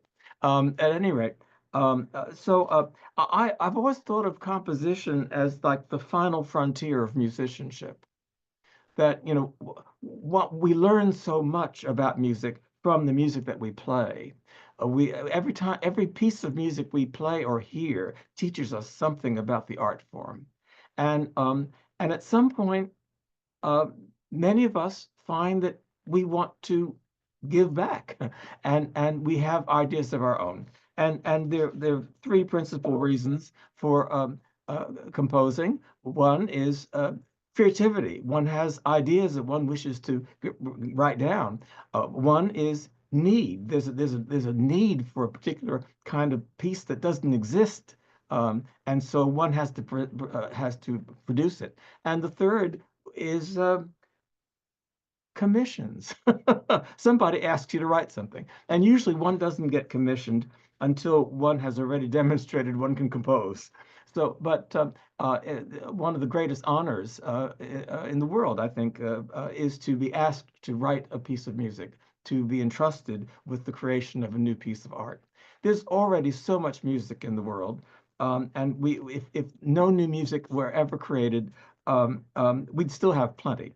But today we are producing the music for the future, and if Bach thought that there was enough music in the world and figured he didn't have to write, we wouldn't have any number of wonderful pieces of music. So if you feel like you want to go out into that frontier, all your knowledge of music that you have acquired, whether or not you have specifically studied composition. My own composition studies have been a fairly small amount of my academic work, but they have been entirely my life in music. And every time I play a piece of music, I'm learning about writing music, and on it goes. And I think I've probably run close to the end of my time. So I'll leave it there. There's so much more to be said, but there we are. Thank you. Thank you all. That was so great to kind of just get a brief glimpse of all of the different things that make up what your career has become over the years. So we're on our Q&A part. So if anybody has any questions, feel free to add them in the chat. I'm going to get us started with some, and then I'll bring up others as they come. So in your various careers, how much do you think that advocating for the organ plays a part in what you do? Sol, do you want to, I see you shaking head. Do you want to start? Oh, sure. Every minute of every day. Every minute of every day, and in so many different ways. I feel especially fortunate as an organ technician to be able to see so many different instruments in so many different capacities in every sense of the instrument.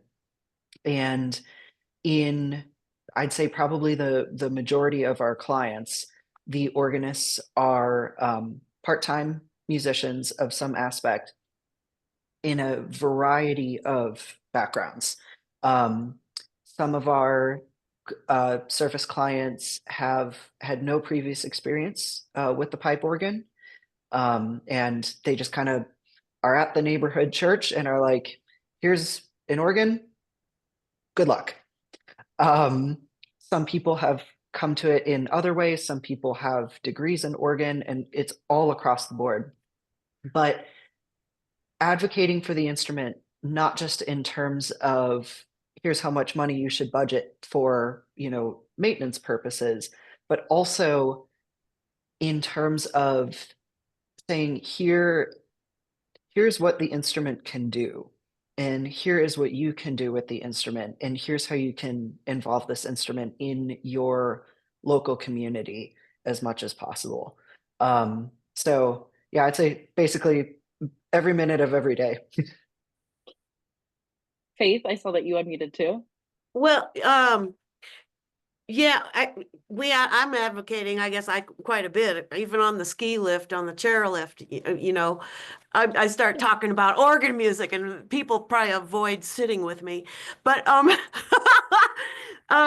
something that happened after my, the San Francisco, I had the whale thing. I don't know if anybody went, but they saw the whales and I played counterpoint to that. So anyway, so the Denver AGO chapter got me to, they wanted to have a concert that would appeal to youth. And somebody told them, and I think it was somebody on our board who happened to be like, you know, a younger person. And they said, oh, I heard the organ playing Interstellar, the movie. And so that's one thing. You always got to keep an open mind about stuff like this, I guess. So they got me to play. It's coming up March 21st, and I don't know if Bach is spinning in his grave because that's the 21st, and we're starting off with the movie music from Interstellar, and hopefully they'll have youth there, and it's cool. They're going to put this is why the whale thing. They're going to put up pictures that NASA actually had. I guess NASA was part of that, getting the movie, the black hole, that part of the movie. And so there's going to be NASA pictures of planets on a screen while I play Anna Lapwood's suite for Interstellar. In some ways, so that's kind of advocating for the organ for an audience. Not necessarily to buy an organ, but to have an audience to play to, you know. So I do some of that, and multimedia is a way, I think, that kind of crosses that or bridges that gap of trying to get people interested, you know. So yeah, thank you. Yeah, David, what are your thoughts on this? I think that I try to think that I'm advocating for the organ every time I sit down to play. I do not take for granted a church service as just, you know, a church service. I mean, every time, every note, every stanza, every hymn, every registration, every prelude, every postlude, every hymn accompaniment, to make it work, to be fully present musically. It sometimes distresses me that some really very fine organists will play gorgeous preludes and postludes and will not play the service well. But I want to make people love singing with the organ. I want to make them love hearing the organ and the choir sing together. And so I think that apart from advocating in playing recitals and in composing, I think that every moment of music in a church service, the organ was the first. My first hearing of the organ was in church. I thought that was as a small child, the first live music I ever heard was in church. It was the organ. So it's been very special to me, and so I think that those of us who play the organ for worshiping communities have a special opportunity to advocate very consciously and very deliberately. Great. Thank you so much. I appreciate the different perspectives on that as well. Our next question comes from Bridget. And just so you all know, I'll kind of jump around who I ask what, just so we keep rotating. Bridget asked, what's been the most unexpected career shift thus far? And how did you decide to take that leap? So if it's okay with you all, I'm going to start with Faith on this one. Probably when I switched from teaching vocational careers in sixth, seventh, and eighth graders in northern Indiana, and I started studying for my. I only had a minor in music in organ, and at that point, I was pretty young. I think I was about like 21. 22 and so I was teaching, you know, little sixth grade boys how to make neckties and how to cook we had, like, I remember 8 kitchens in the home ec department, 8 kitchens, 8 class periods, and I had to try 64 peanut butter cookies. To this day, I can't eat one. And at that same time, I started driving to Valparaiso University to study with Phil Gearing so I could get into Indiana University. And they called me a special student because I didn't have the undergrad degree and it was going for a master's. So that would be, you know, kind of a switch, you know. So, yeah. Thank you. David? my professional life has sort of gone kind of in one direction pretty much. Although I have to say that when I first was invited to teach church music at General Seminary, that was kind of a decision that shifted the focus for me from being a keyboard player to being a classroom teacher. And of course, my responsibilities at the seminary included a lot of playing of the organ, but it was all contextualized in theological education. And I was working not with musicians, not with people who were planning to have a music career, that sort of teaching I had planned to do, but rather I was going to be teaching people who were largely going to be the supervisors of organists who were going to be clergy in churches. And so that was kind of a flip of what I expected to do, even though I was doing pretty much what I had been trained to do in a certain sort of way, but the emphasis was totally different. And instead of teaching the musicians, I was teaching the people who were going to be the administrators of the musicians. And so it was kind of an interesting thing. And I thought it would last for a couple of years, then I'd go on to do something a little different. And I did, but it was like 4 decades later. So That's great. And Sol, what do you think? So it's been a wild ride. I began my undergrad with the intention of being a meteorologist and having a career with the National Weather Service. And I needed an extra college credit and decided that secondary organ lessons might be a cool idea. And sort of went from there. So aside from the initial shift, I'd say probably at the end of my master's degree, I was, looking for where I was going to settle, what I was going to do for work. And I remember having the option of, thankfully, either a full-time church job or continuing full-time as an organ builder. And I remember wrestling with that quite a bit. And for me in particular, it's a combination of because I won't really want to jump right away. I usually will get nervous and think about a bunch of different things at once. But for me, it was the combination of having a shop that was supportive of me continuing as a musician in many different capacities, being able to use musical skills in a different way, but also I am someone that doesn't like to be in the same place at the same time always. So looking back on it, I think it's definitely something I would do again, but I can say, especially at the time, I was very nervous. But I think the support of people made all the difference.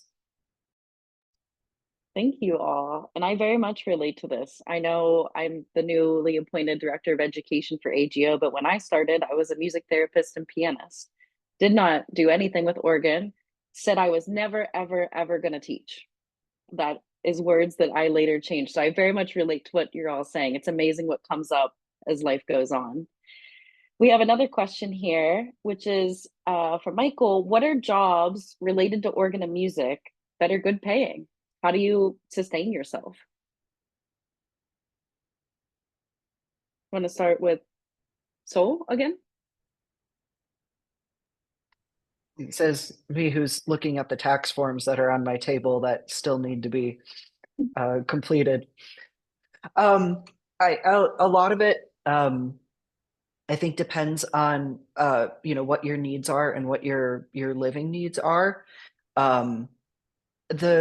The big thing I would look for is like as both Faith and David were saying, something that is at least sustainable, where you have enough like professional diversity where like, okay, I at least know from this place that I will get paid for doing this in whatever context that is. If you become an organ tech, I can guarantee you wherever you live, a local organ technician is hiring. We are in a huge need in this field, especially in service and maintenance work. And the starting pay regionally is not bad at all. So it's a field where I mean, you're not going to be super rich by any means, but it's a good job if you need to just do well and support yourself. And you know, if insurance is something that you need and is important to you, you can usually get like insurance and retirement benefits and you know, adulty things. David, what are your thoughts? The church landscape is very, very, very diverse.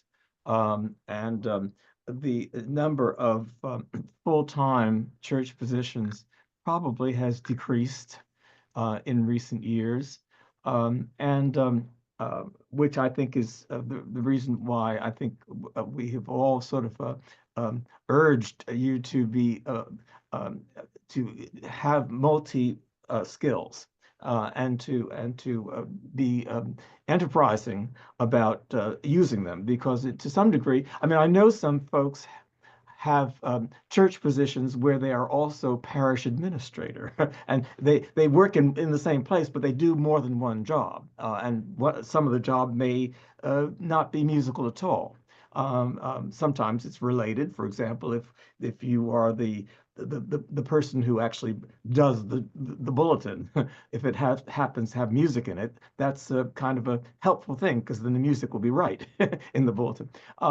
So there, I mean, there are church positions that have other aspects that one can sort of combine the music line with another. I mean, even sexton work, sometimes related to music. But I think that as one who has had an academic job and a church job mostly at the same time, sometimes both in church music, I think it's good to have something that's not dependent entirely upon the church, just as a balance for life and for security. Faith, what do you think? Unmute. There we go. Yeah.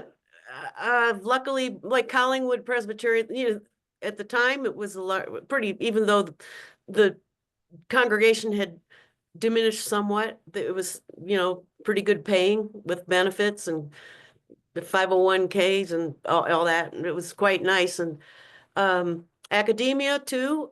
You know, Alabama, Concordia was fine. I don't think you were going to get rich, but like Sol says, you know, you live comfortably, you have food on the table, a roof over your head, and you know, Alabama was fine. The salaries and so forth. You know, and then if you go out and play concerts, of course you get paid for them, and that's extra if you know, if you really play at good places.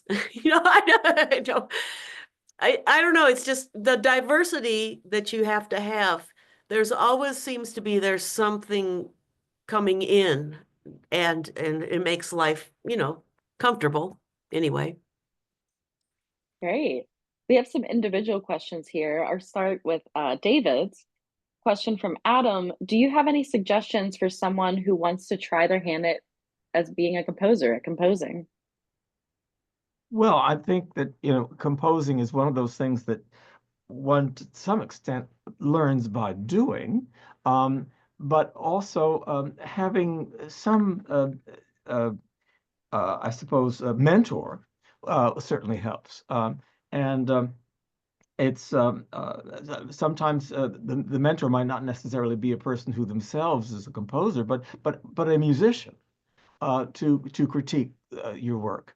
I think that once one has basic skills and knowledge of rhythmic things and harmonic things and melodic things and ideas, then the next step is putting them down on paper, and you know, and then sharing them with someone who can offer critique or just response.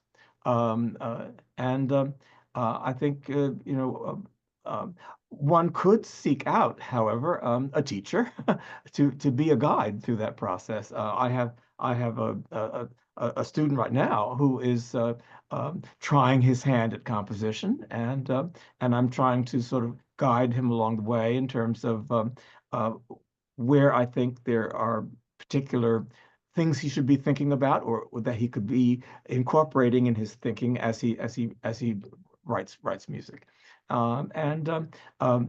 Many of us in church music, for example, I wrote for my choirs because I knew who they were and I knew what they could do, and so they put me through, or I put them through my experimentation, and they taught me what worked, and so.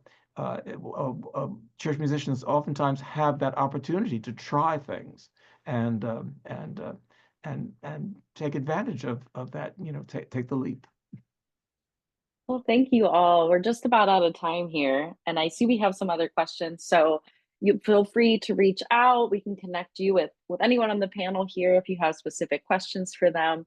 But I just want to thank all three of you for such valuable insights in having this conversation today. Thank you, thank you, thank you. All right, up next, we have Lindsay Johnson with her presentation. So I'm going to hand it over to her.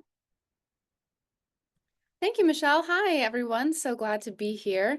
Let me make sure that I can share my screen here. Fantastic. Okay. I'm excited to share with you about branding in the arts, models and methods. And you might be wondering, why should branding matter to me? And I wanted to share a little story that actually happened to me just 2 days ago on Wednesday. So I just recently got a new church job in Scottsdale, very excited, and haven't been there very long, but I went to rehearsal last night, and several choir members congratulated me on the news article that they read in the Scottsdale Progress. And I thought, I didn't put anything out. I have no idea how that got there. Well, I was forwarded the news article, and as I was reading through it, I, recognized things that I had written and things that I'd said, but things I had posted to my Facebook. For example, the highlighted words, "I'm ready to tackle the next chapter in my academic journey, and I'm ecstatic to work with the amazing ASU musicology faculty." That was the pinned caption of my post on Facebook. And there were so many other things in here about being pre-med concentration. That was a million years ago in undergrad. Even the picture I didn't give to anybody or give permission. It was just taken from my Facebook or Instagram. I'm not really sure where any of this information came from. And quite honestly, I was just glad that, the information they got was mostly right, and that they chose a decent looking picture. But why branding should matter to us is because if you have an online presence, you already have a brand, whether or not you recognize that. And we should be more intentional about branding because it allows us to be in control of our public image. It allows us to put our best foot forward. Basically, our online presence now is a resume of sorts. It's what people see when they look you up, when they find your LinkedIn, when they look you up on YouTube. And so making sure that we are crafting an image that resonates with our professional goals and aspirations, but also with who we are personally, is very important. So I wanted to share a little bit about who I am before we jump into all of this, and why I feel I want to share this as as an inspiration to others. But before I really endeavor to pursue organ and all of the wonderful things I'm doing with musicology, I came to Arizona with this plan to study organ, and I ended up bringing my cat, and we started hiking together in the desert. And over time, we accumulated quite a following. So We started hiking in the fall of 2021, and by 2020, we had gotten 20,000 followers, and it just continued to grow to the point where we were getting brand deals regularly. We had to open up an LLC, we had to open up a bank account, we had to go through all of these legal things, and started creating media kits, working with multiple brands. And in the course of all of this, we sort of fell into influencing, as it were. And I realized that I wanted to be more intentional about what it was I was doing and the challenges that I was facing, and I wanted to understanding a little better. So I started taking a couple courses in basically social media influencing, and I learned a lot. It was all pretty much directed to pet influencing because that's what I was doing with my cat, but I decided to apply some of those techniques and ideas to my online presence as a musician and as a scholar. So I wanted to share a couple of those things as we go through this workshop, because what our goals are to encourage creativity as musicians, as individuals, as artists, to develop practical tools for using media and ways that we can increase our public image, and then aligning our personal values with our professional goals through this sort of cohesive branding idea. And throughout the session, I may ask you for things that you are interested in or some of your own aspirations, and feel free to drop that in the chat, and I'd love to see some of that. I know that some of our moderators will also be looking at that, and hopefully that can help us develop ideas and chat a little bit more about this deeply. So the first thing that we want to do as we are preparing for sort of intentionalizing our online presence is defining our purpose. So determining why you want to start creating intentional content is important. So is it for fun? Is it to raise awareness for a cause? Is it to craft just your public persona? Are you just creating an online resume, like a virtual resume? Or is it a variety of these things? Knowing your purpose can really shape your goals. So once that is figured out, defining our objectives. So we want to be clear about what we're looking to achieve over the next, for example, year. We're still pretty early on in the year. If you wanted to set a New Year's resolution for one of these goals, you could certainly do that. So for example, getting a certain number of followers, increasing engagement, or more likely getting invited to performance opportunities, for composing opportunities, any kind of networking. It happens so frequently now online and in the virtual world. So if you're thinking about these things and if you're already aware of one of your purposes or your goals, go ahead and jot that down or drop it in the chat, and we'll probably refer back to this as we go along and ask questions about how this aligns with our goals and how we can sort of track into this plan of action for our public image. So defining a self-brand. So the reasons why we do this, as I mentioned, it helps us stand out, it attracts opportunities, expands our influence, establishes an identity that we can control. And a lot of this comes from our public image. And for a lot of us, we're not out here making a ton of content. Most of us are students, we've got a busy schedule, but a visual perception of who we are online is still very important. And having that visual aesthetic, I chose a couple of my favorite Instagram content creators. And if you're thinking right now about who it is that you follow, think about what qualities it is about them that you like. Is it the fact that you can always expect the same kind of content or different kind of content? Is it because their videos are aesthetically pleasing, or is it because they're really engaging, they're bringing new information? These are some of my favorite music creators. Of course, Anna Lapwood, we are all probably familiar with who she is and what she does, specifically in the world of organ. Sav plays piano. She's a BYU student who basically follows along in her day-to-day journey as a student with her practice schedule, her routine. And then Grace Yurchuk, she just graduated from BYU, and she's currently writing a Julius Caesar musical. And she's kind of documenting the process of her as a composer writing this musical. And all of these are really different ideas that have cohesively created a really unique personal identity online. So if you're thinking right now about one of your favorite Instagram accounts, what it is that you like about them, keep that in mind or jot that down so that you can come back to it and think, what is it about this that I like? And is there a way that I can emulate that in my own online presence? So going back to the visual aesthetic, a lot of these accounts, what they do is they follow a certain cohesive idea, right? They have a similar color, they have a similar font or logo scheme. And so when I started working on this sort of like self-branding process, I went on Canva. If you're familiar with Canva, Canva is a really great tool that allows you to be as creative digitally as you want, with a lot of different designs that you can edit and modify in a million different ways. But if you go on Canva and search brand board, it gives you this option to create a sort of palette, a mood board of what it is that you're aiming to provide visually to your audience or to your future collaborators. And then with that idea already in mind, your brand board, you can then apply that consistently throughout your platform. That includes your Facebook profile, your Instagram profile, your online website, if you've got one, your YouTube channel. All of these can now have sort of a cohesive idea based on the fact that we've created this brand board. So I'm just going to show a couple of examples. Before we get to the brand board, I wanted to share a little bit more back to my early stages of content creating and influencing. I recognized that a lot of the pictures and videos I was taking of my cat had a really consistent color scheme. As you can see here, pretty much every picture I have has orange and blue and black because my cat is black. And I added the green because I thought it was a nice little add of color pop.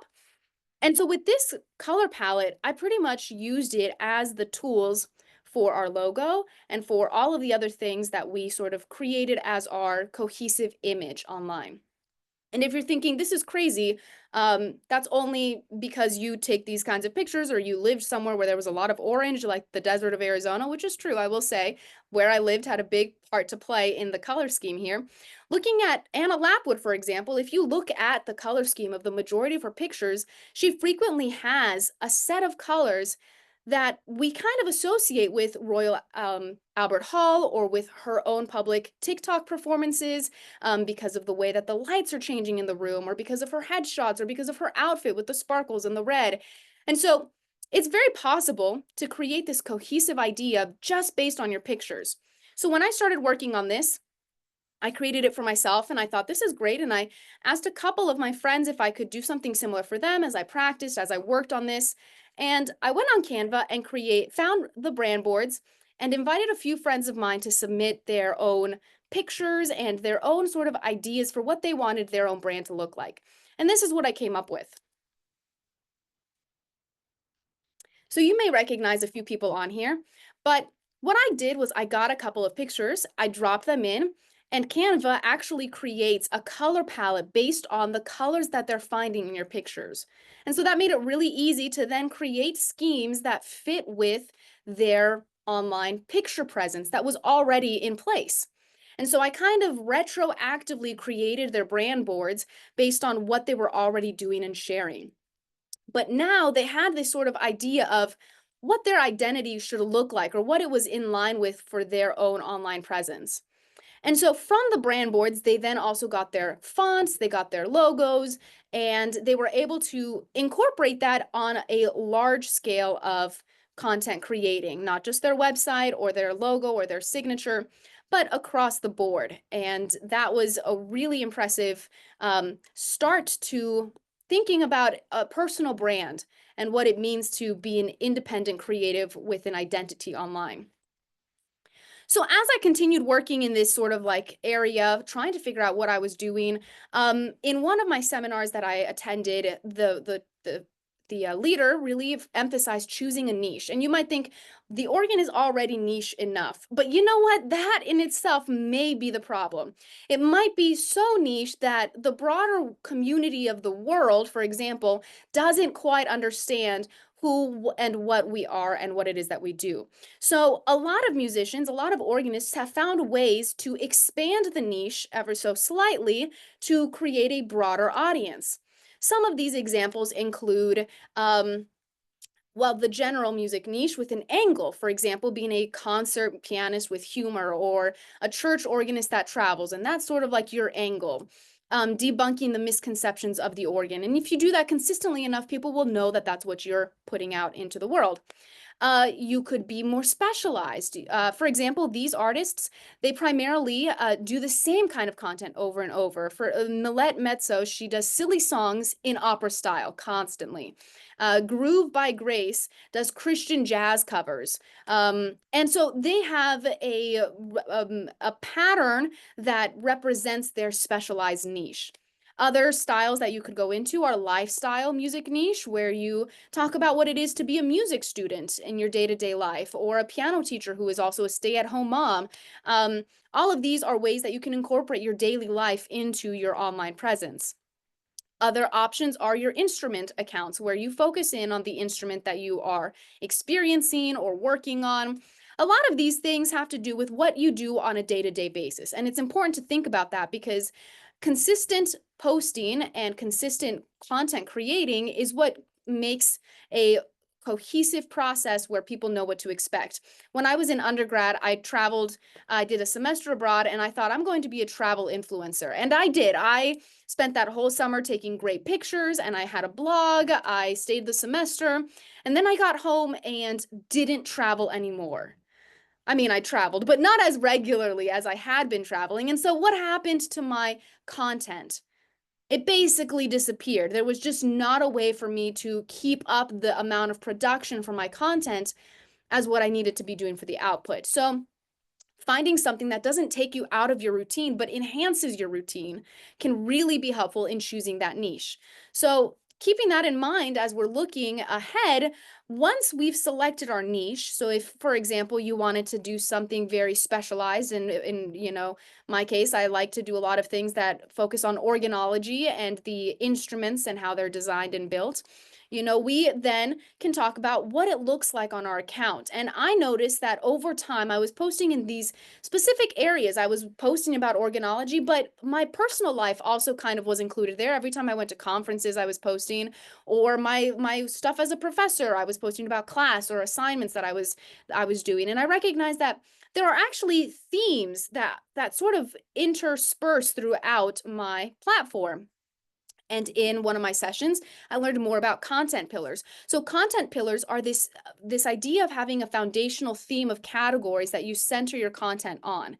It allows you to have a structure and a consistency to your posts, and it makes it easier to understand what it is that you're about.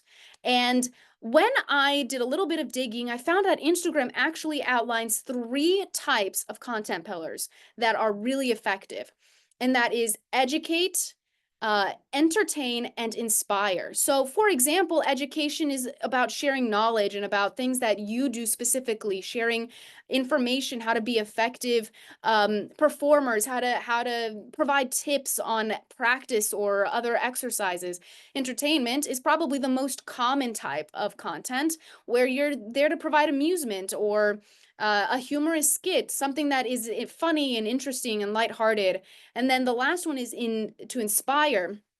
And so we are looking to find ways to spark creativity or action or desire. And those are the ways that people feel most engaged in these 3 pillars. But those are really ways that we can use as sort of a foundation for finding what else we can do. And so examples of ways that we can build on these content pillars is by thinking about, what can I specifically share about education? You might be like, I can share quick fixes for tuning, or if there's a cipher, here's how one way that you can fix it. Entertainment, that's really easy to follow along trends and with fun pranks or other things that are happening in the Instagram world at large. You can also find ways to inspire colleagues, either by discussing your own challenges, finding ways to encourage them to face their fears. And from these content pillars, you can expand. And we see a lot of people who do like daily life, get ready with me, practice schedule, those kinds of contents. And so over time, you recognize that these content pillars kind of give you the opportunity to have a structure to your content. But then what happens after you decide that you're going to do a content post about education or entertainment? And that's the next step. It's brainstorming content. So these are a couple of suggestions for how to think up of content to put out there. And the first one is answerthepublic.com. This is a website where you can go and say, what are people saying about the pipe organ? And it'll actually share things that people are asking on public forums like Reddit. And they'll say, these are questions that people are asking that you can answer. You can follow relevant accounts and see what it is that they're doing and not steal, but maybe model your own content based on what you're seeing others do. Brainstorming sessions, sitting down at the beginning of the month and thinking, what are the holidays or what are the important parts of this month that I can use in highlighting my own content? Creating and keeping a content idea list is really helpful too. Having a notes app, you know, that you just have a consistent list going whenever an idea pops into your head. That's another way to keep the ball rolling on content you want to create. If you're having trouble though, another thing you can do is ask ChatGPT for guidance. If you use this prompt, write a list of content pillars and for my case, a female Instagram creator in the pipe organ music niche. Then based on those pillars, they write a list of 15 hooks to use in the reels that include numbers or trigger words. And when I use this prompt in ChatGPT, this is the list that I got. And you can see here that there are a lot of great suggestions. For example, why did this female composer's music disappear for 200 years? Or did you know this one underrated female composer changed organ music forever? And this is a great way to get ideas about what you want to share, because these are all in line with who I am as a female musicologist studying the organ. So thanks to ChatGPT for that. But then at the end of it all, these are the goals that we have as we create a place for our own identity online. We want to define our purpose and set specific objectives. We want to create an aesthetic, a visual aesthetic, a brand mood board of what we want others to see in ourselves online. And then if you want to go even deeper and talk about specific content, you can look at creating a niche and using content pillars and content brainstorming to create an overarching plan for how you present yourself online. Thank you. If you have any questions, now is the time, I think, for questions. Indeed. Thank you so much, Lindsay. That was great. I loved especially the integration of how AI can be really kind of assistant in coming up with these prompts. So it's not just so much on you. Exactly. In that process, do you still find it like, I guess what I'm asking is, do you just take what's given to you and then just use that? Or do you have any personal input in it from that point? No, there's definitely a lot of personal input, especially based on the instrument that you have at hand. Every instrument is going to be different. So a lot of what I get out of ChatGPT then has to be modified for the space that I'm in, the music that I'm working on, or other times it actually leads me to do a little bit of more digging and research, like, oh, what composer did change the world of organ? And, you know, and that really is an interesting kind of repartee going back and forth with ChatGPT of like, what do I change and what has inspired me to look deeper? So, yeah. Awesome. All right, so I see some questions here. So the first comes from Tracy. How much time or percentage do you think is a great balance to spend on online promotion? And she goes further to say that she has realized that after you have just talked about this, that even though we spend lots of time in the practice room, that we also need to spend time promoting ourselves. Absolutely. Nowadays, like self-promotion online is inevitable, and it's really what makes you stand out against other musicians and scholars. My suggestion would be to spend probably 20% of your time doing this if you're a student. It's really tough to balance being in school and trying to make a consistent flow of posting. One of the suggestions that was given to me was to plan to post 3 times a week, which sounds quite heavy, right? When we only have 7 days, right? If you post Monday, Wednesday, Friday, in total, that's only 12 posts a month. And if you cut that down even further, if you make only 6 of those reels where you have to create video footage and then edit it, 6 of those can be those video footage formats, but then 6 of those could be still images about what book you're reading right now or what piece you just, started practicing. So really, truly, you're coming down to like 6 things a month that are going to take up a lot of time. And when you kind of plan in advance, batch your content early on, it makes it a lot easier to stay on top of it as you go. Great. We have another question from Nicholas and Katrina Duo. How do you choose a color palette? Yeah, so this has to do a little bit with personal preference and kind of what you've already put out into the world. So I like to use pictures and collect a couple of pictures and see what colors jump out. What are things that you like? What's your favorite outfit to wear when you perform? If it's something like in electric blue, that's a great color to use, you know? If you're a standard black and white concert performer, that's great too, you know? You can find a way to add an accent color to that color scheme. And in that case, personal preference. Do you have a favorite color? Is there a color that you see, like if you're working on a specific instrument, sometimes they have like a little detail of blue or red or some sort of like accent. And so finding ways to connect with either the visual that you're going to be working with or with yourself, that's a really great way to start looking for a color palette.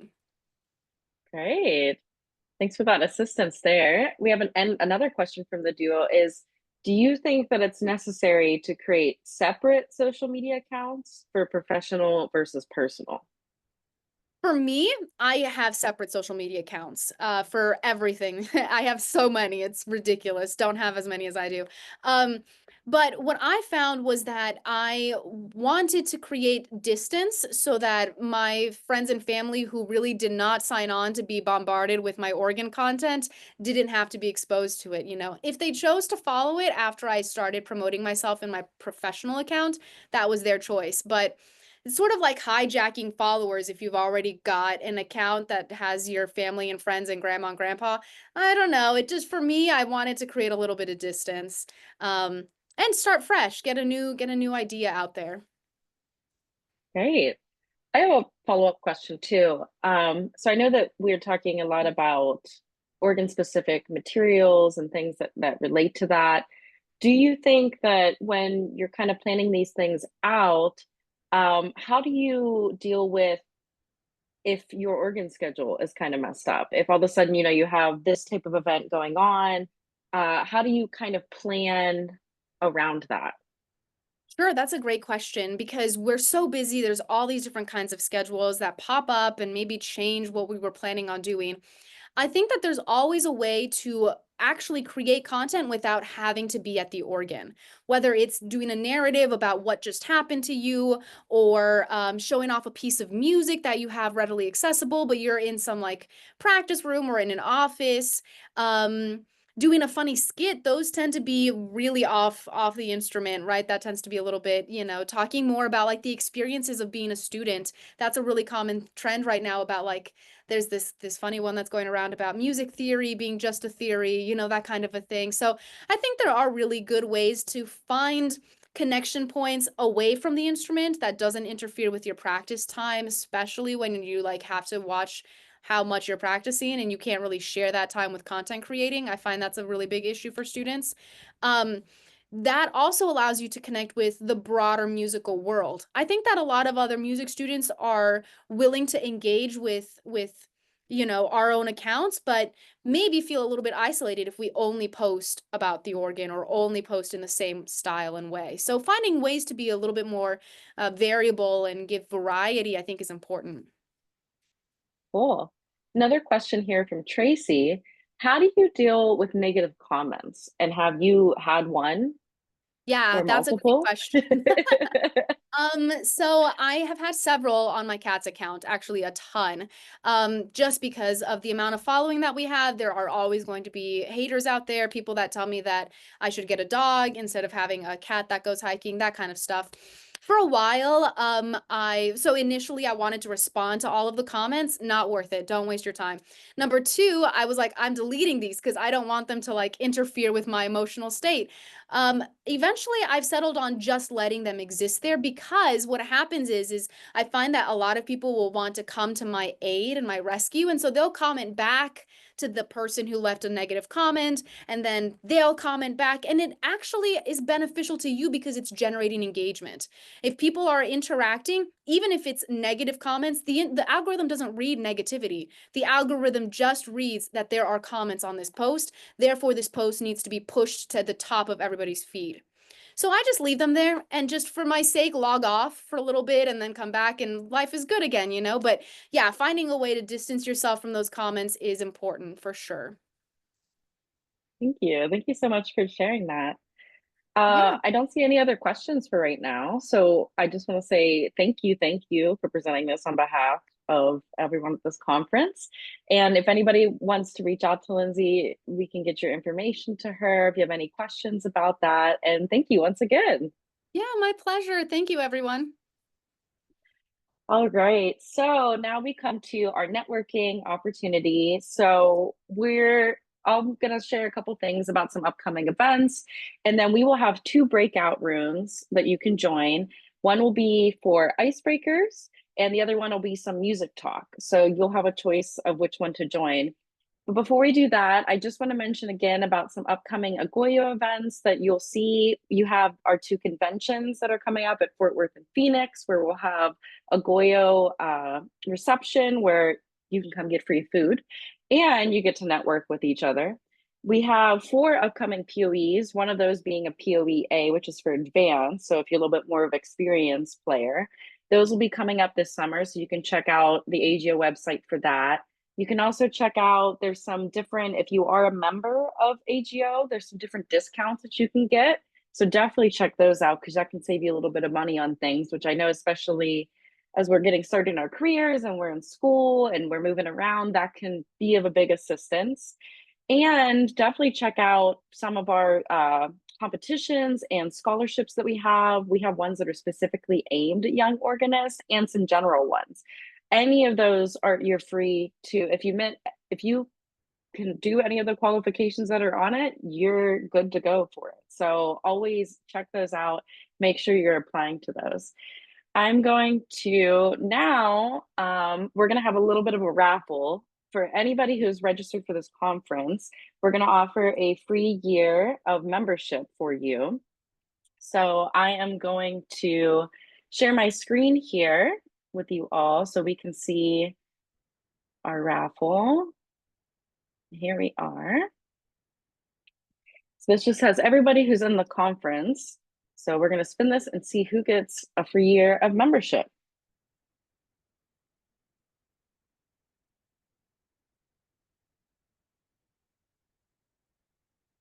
And it'll be Jacob Miller. So Jacob Miller will win our free year of membership. So he'll be contacted and get that.